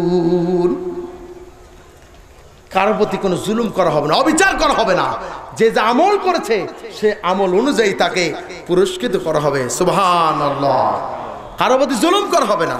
প্রিয় ভাইয়েরা আমার, যারা হাসর মিজান ফুলসিরাত এবং পরকালকে বিশ্বাস করলো না, তারা বলেছে and drink and be merry, খাও দাও ফুর্তি করো, জীবন কেবলমাত্র একটাই, এই জীবন একবারে চলে গেলে আর কখনো ফিরে আসেনি, আর আসবেও না। সুতরাং পূর্বসূরীদের মধ্যে যারা অতীত হয়ে গিয়েছে তারা কখনো ফিরে আসেনি, আসবেও না। তাদের দেহ মাটির নিচে আড়াল হয়ে গেল, মৃত্তিকার আহারে পরিণত হয়ে গেছে, অর্থাৎ মাটি তাদের খেয়ে ফেলেছে, আর কোনোদিন আসেও নি, আসবেও না। আমাদের পরিণতি এমনই হবে। প্রকৃতির নিয়মে মৃত্যু কখন সে আমাদের জীবন ছিনিয়ে নিয়ে যাবে তা কেউ বলতে পারে না। সুতরাং মৃত্যু আগমনের পূর্বেই জীবনকে পরিপূর্ণভাবে ভোগ করে নিতে হবে। মস্তিষ্কে এই পরকালের চিন্তায় ব্যয় করে কোনো লাভ হবে না। এইভাবে তারা বলেছে, এই বেলা ভাই মদ খেয়ে নাও, কাল নিষিদ্ধের ভরসা কই, চাঁদনি জাগিবে যুগ যুগ ধরি, আমরা তো আর রব না সই। এই বেলা ভাই মদ খেয়ে নাও, কাল নিষিদ্ধের ভরসা কই, কালকের ভরসা আমার কাছে নাই, চাঁদনি জাগিবে যুগ যুগ ধরি, আমরা তো আর রব না সই। চাঁদের আলো বিকরণ হচ্ছে যুগ যুগ ধরে, এটা থাকবে প্রকৃতির নিয়মে, কিন্তু আমরা থাকবো না। যত সামনে পাও, হালাল হোক আর হারাম হোক, ক্ষমতা চেয়ারম্যান আসি থাকা লাগবে, প্রেসিডেন্ট আসি থাকতে হবে, যে আসুক মোল্লা চিনি না, হাজি চিনি না, গাজী চিনি না, হটাও, আমরাই আছি দেশে শুধুমাত্র। এই অভ্যাস কার ছিল বলতো? ফেরাউনের, জোরে কোন কার? ফেরাউনের অভ্যাস ছিল। তাদের জন্য আল্লাহ পাক কি ব্যবস্থা করছেন এটা তো আছেই। প্রথম আয়াতের আলোচনা করলে ফেরাউন, নমরুদের কথা এবং ইউনূস আলাইহিস সালামের কথা, ইউসুফ আলাইহিস সালামের কথা আসতো। আল্লাহর ক্ষমতা দিয়ে কাউকে মারেন, আল্লাহর ক্ষমতা দিয়ে কাউকে রক্ষা করেন, ঠিক কিনা? একই পানির বিপদে পড়ে গিয়েছিল ইউনূস আলাইহিস সালাম, তিনিও পানির মধ্যে বিপদে পড়েছিলেন, আবার মিস্টার ফেরাউনও সেই পানির মধ্যে বিপদে পড়ছিলেন, ঠিক কিনা? কার বিপদটা বড় ছিল? আরে ইউনূস আলাইহিস সালামের বিপদ বড়। উনি খালি পানির মধ্যে পড়েননি, পানির মধ্যে যে বিশাল মাছ আছিল, মাছের পেটের মধ্যে ঢুকে গেছিলেন, ঠিক কিনা? সেখানে গিয়ে তিনি চিৎকার করে আল্লাহকে ডাকলেন। আল্লাহ বললেন ফাস্তাজাবনা লাহু ওয়া নাজ্জাইনাহু মিনাল গাম। সুবহানাল্লাহ। আল্লাহ ডাকে সাড়া দিয়া দিলেন, আল্লাহ তাকে উদ্ধার করে উপরে আনলেন। কিন্তু সারা জীবন স্বৈরাচারী মনোবৃত্তি নিয়ে ফেরাউন মুসার বিরোধিতা করেছিল। আল্লাহ বললেন যে মুসা, ভয় করো না, ওই নদীর দিকে যাও, পিছনের দিকে তাকায়ও, তোমাকে শঙ্কিত হতে হবে না, ভয় পেতে হবে না, সামনে আগাও, আমি আল্লাহ তোমার সাথে আছি। সুবহানাল্লাহ। পানির মধ্যে দিয়ে আল্লাহ পাক রাস্তা বের করে দিলেন, রাস্তা দিয়ে মুসা আলাইহিস সালাম চলে গেলেন। মিস্টার ফেরাউন বলল, ওরে বাবা, এত সুন্দর রাস্তা বানানো তো আমার আব্বার স্বপ্ন ছিল রে, খালি আমার স্বপ্ন না, বাবার স্বপ্ন, ঠিক না? গেল মাঝখানে, আল্লাহ বলে কোন ফায়াকুন, সঙ্গে সঙ্গে হয়ে গেল, ঠিক কিনা? ফেরাউন ডোবার সময় বলেছিল আমানতু আন্নাহু লা ইলাহা ইল্লা বানু ইসরাঈলা ওয়া আনা মিনাল মুসলিমিন। আমি ঈমান আনলাম আল্লাহ, ওই আল্লাহর উপরে। বনি ইসরাইলের লোকেরা যে আল্লাহর উপরে ঈমান এনেছিল, আল্লাহ তুমি যদি না বুঝো তাহলে এইভাবে বোঝো, আমি বনি ইসরাইলের লোকের মতো ঈমান আনলাম, ওয়া আনা মিনাল মুসলিমিন, আর আমি তো একজন মুসলমান। আল্লাহ তারপরে তুমি আমারে কেন সুবাও? আল্লাহ বললেন যে আর হবে না, আল আনা ওয়া কুনতা মিনাল মুফসিদিন, তুই তো ঈমানদার না, তুই একটা সন্ত্রাসী। সীমাহীন শক্তির মালিক আল্লাহ রাব্বুল আলামিন তাকে পানিতে চুবাই মারলেন। মিস্টার ফেরাউন পানি খেতে খেতে একবার পানির তলায় চলে যায়, আবার ভেসে ওঠে, আবার ডুবে যাচ্ছে। পানি খেতে খেতে একেবারে পুটকা মাছ হয়ে গেছে।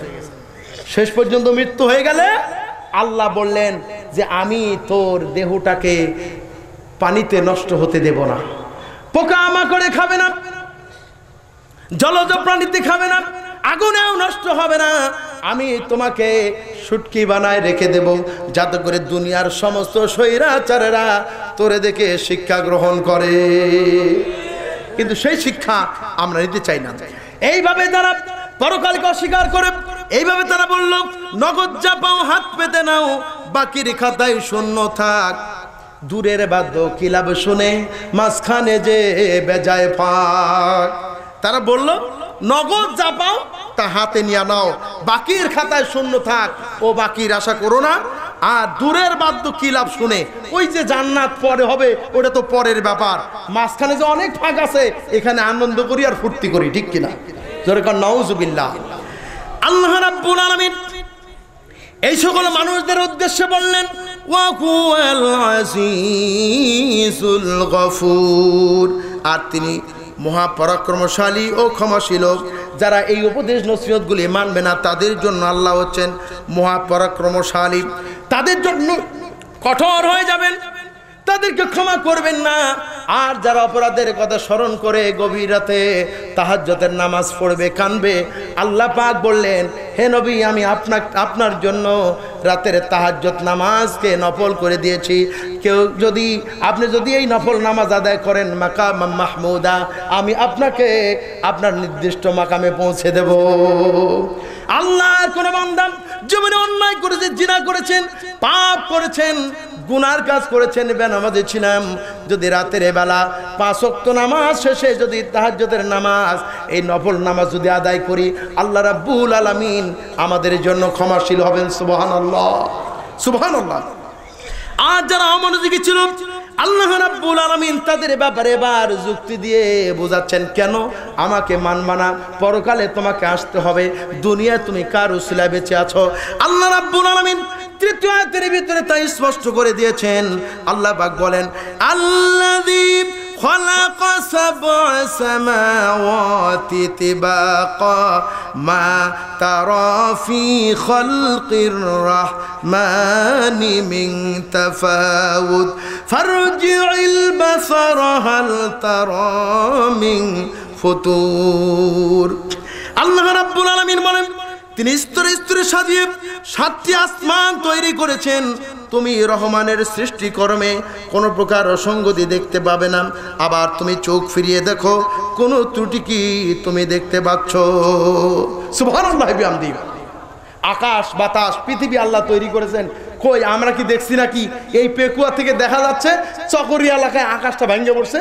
আর চেয়ারম্যান সাহেবরে বললাম যে স্যার, চেয়ারম্যান সাহেব 5 টন গম দেন, ওখানে তো আকাশ ভেঙে পড়ছে, ওখানে কিছু খুঁটি দেওয়া লাগবে। কি এরকম কি হয়েছে? আল্লাহ পাক বললেন, ঘুরে দেখো, তোমার দৃষ্টি ক্লান্ত শ্রান্ত হয়ে ফিরে আসবে। যেরকম আল্লাহু আকবার। আল্লাহ রাব্বুল আলামিন তার অনুগ্রহের কথাগুলি বারবার স্মরণ করিয়ে দিলেন। আল্লাহ পাক কোরআনে কারীমের ভিতরে স্পষ্ট করে দিয়েছেন, ও আয়াতুল লাকুমুল আরদুল মাইতাতু ওয়াহইনাহা ওয়া আখরাজনা মিনহা হাব্বান ফামিনহু ইয়াকুলুন। আল্লাহ রাব্বুল আলামিন বলেন, খুব ভালো করে মনোযোগ দেন। আমার নিদর্শনগুলির মধ্যে অন্যতম নিদর্শন হলো আমি তোমাদের জন্য মৃত্যু জমিনকে জিন্দা করে দিয়েছি, তার মধ্যে দানা উদ্গত করে আমি আল্লাহ তোমাদের রিজিকের ব্যবস্থা করে দিয়েছি। যেরকম সুবহানাল্লাহ, আল্লাহু আকবার। প্রিয় ভাই সব, এই যে সূর্য আকাশ পৃথিবীর কথা বললেন আল্লাহ রাব্বুল আলামিন, সূর্য যখন ডুবে যাচ্ছিল এমন সময় বিশ্বনবী মুহাম্মদ রাসূলুল্লাহ সাল্লাল্লাহু আলাইহি ওয়াসাল্লাম হযরত সাদ রাদিয়াল্লাহু তাআলা কাদের উপরে হাত দিয়ে বললেন, ও সাদ, তুমি কি জানো সূর্য প্রতিদিন কোথায় যায়? হযরত সাদ রাদিয়াল্লাহু তাআলা বললেন, ইয়া রাসূলুল্লাহ, ইয়া হাবিবাল্লাহ, আমি জানি না কোথায় যান, আল্লাহ বক্তা রাসূলের ব্যাপারে ভালো জানেন। বিশ্বনবী মুহাম্মদ রাসূলুল্লাহ সাল্লাল্লাহু আলাইহি সাল্লাম বললেন, ও সাদ, সূর্য প্রতিদিন পূর্ব দিগন্তে উদিত হয়ে পশ্চিম দিগন্তে অস্ত গিয়ে আল্লাহ রাব্বুল আলামিনের আরশের নিচে গিয়ে সিজদা দেয় আর আল্লাহর কাছে অনুমতি কামনা করে, আল্লাহ, আগামী দিন কি আমি এই দুনিয়ায় আলো ছড়াবো নাকি? আল্লাহু আকবার। যেই দিন আল্লাহ রাব্বুল আলামিন অনুমতি দিবেন না, ওই দিন মহাপ্রলয় ঘটে যাবে। পশ্চিম দিক থেকে সূর্য আসবে। ইযা জুলজিলাতিল আরদু জিলজালাহা ওয়া আখরাজাতিল আরদু আসকালাহা। পৃথিবী যখন আপন কম্পনে প্রকম্পিত হবে, পৃথিবীর ভিতরে যা কিছু লুকায়িত ছিল সব উদ্গীরণ করে দেবে, বের করে দেবে, ঠিক কিনা? ওয়াকালাল ইনসানু মালাহা। মানুষ বলবে, মাটির কি হলো? বিআন্না রাব্বাকা আওহালাহা। বলা হবে, রব হুকুম করেছে, এই জন্য এই ঘটনা ঘটতেছে। আল্লাহু আকবার। ইয়াউমাইযিন ইয়াফদুরুন নাসু আশতাতান লিউরাউ আমালাহুম। ওই দিন সমস্ত মানুষগুলি তাদের আমল নামা নিয়ে হাজির হয়ে যাবে। আল্লাহু আকবার। ফামান ইয়ামাল مثقال ذرة خيرا يره ومن يعمل مثقال ذرة شرا يره। ওই দিন কেউ সামান্যতম অনপরিমাণ ভালো কাজ করলে আল্লাহ পাকের সামনে প্রকাশ হয়ে যাবে, ঠিক কিনা? কেউ যদি সামান্যতম খারাপ কাজ করে, সেই খারাপ কাজ নিয়ে আল্লাহর সামনে হাজির হয়ে যাবে। আল্লাহর দরবারে পরিশেষ ফরিয়াদ করি, রব্বুল আলামিন, তুমি দয়া করে আমাদের ডান হাতে আমলনামা দান করে দিও। আল্লাহ, তুমি আমাদেরকে বেজ্জতি করো না। কিয়ামতের দিন যখন আল্লাহর সামনে হাজির করা হবে, দুনিয়ায় যখন নেতা যায় মিছিল করে, আমার নেতা তোমার নেতা এগিয়ে চলো, আমি আছি, এইভাবে সুযোগ হবে না। এক এক করে আল্লাহর সামনে হাজির করা হবে। আল্লাহু আকবার। আল্লাহর সামনে যাতে আমরা সঠিক উত্তর দিয়ে আল্লাহর প্রিয় বান্দা হতে পারি। আমরা সকলে বলি আল্লাহুম্মা আমিন, আল্লাহুম্মা আমিন। আপনাদের সকলের সুস্বাস্থ্য এবং দীর্ঘায়ু কামনা করছি। আল্লাহ তাআলা যেন আপনাদের সকলের ন্যাক বাসনাগুলি কবুল করে নেন। এই মাহফিল কমিটি হাসরের ময়দানের সমস্ত পেরেশানি দূর করে দেন। আপনারা যারা কষ্ট করে এসেছেন আল্লাহ যেন আপনাদেরকে কবুল করে দেন। আমি সকলের কাছে দোয়া চাচ্ছি। দীর্ঘদিন ধরে আমার গলায় আমি একটু অসুস্থ হয়ে আছি, এতক্ষণ বলতে পেরেছি, আল্লাহর কাছে শুকরিয়া আদায় করছি। আল্লাহ পাক যা তৌফিক দিয়েছেন এর বেশি বলার ক্ষমতা আমার নাই।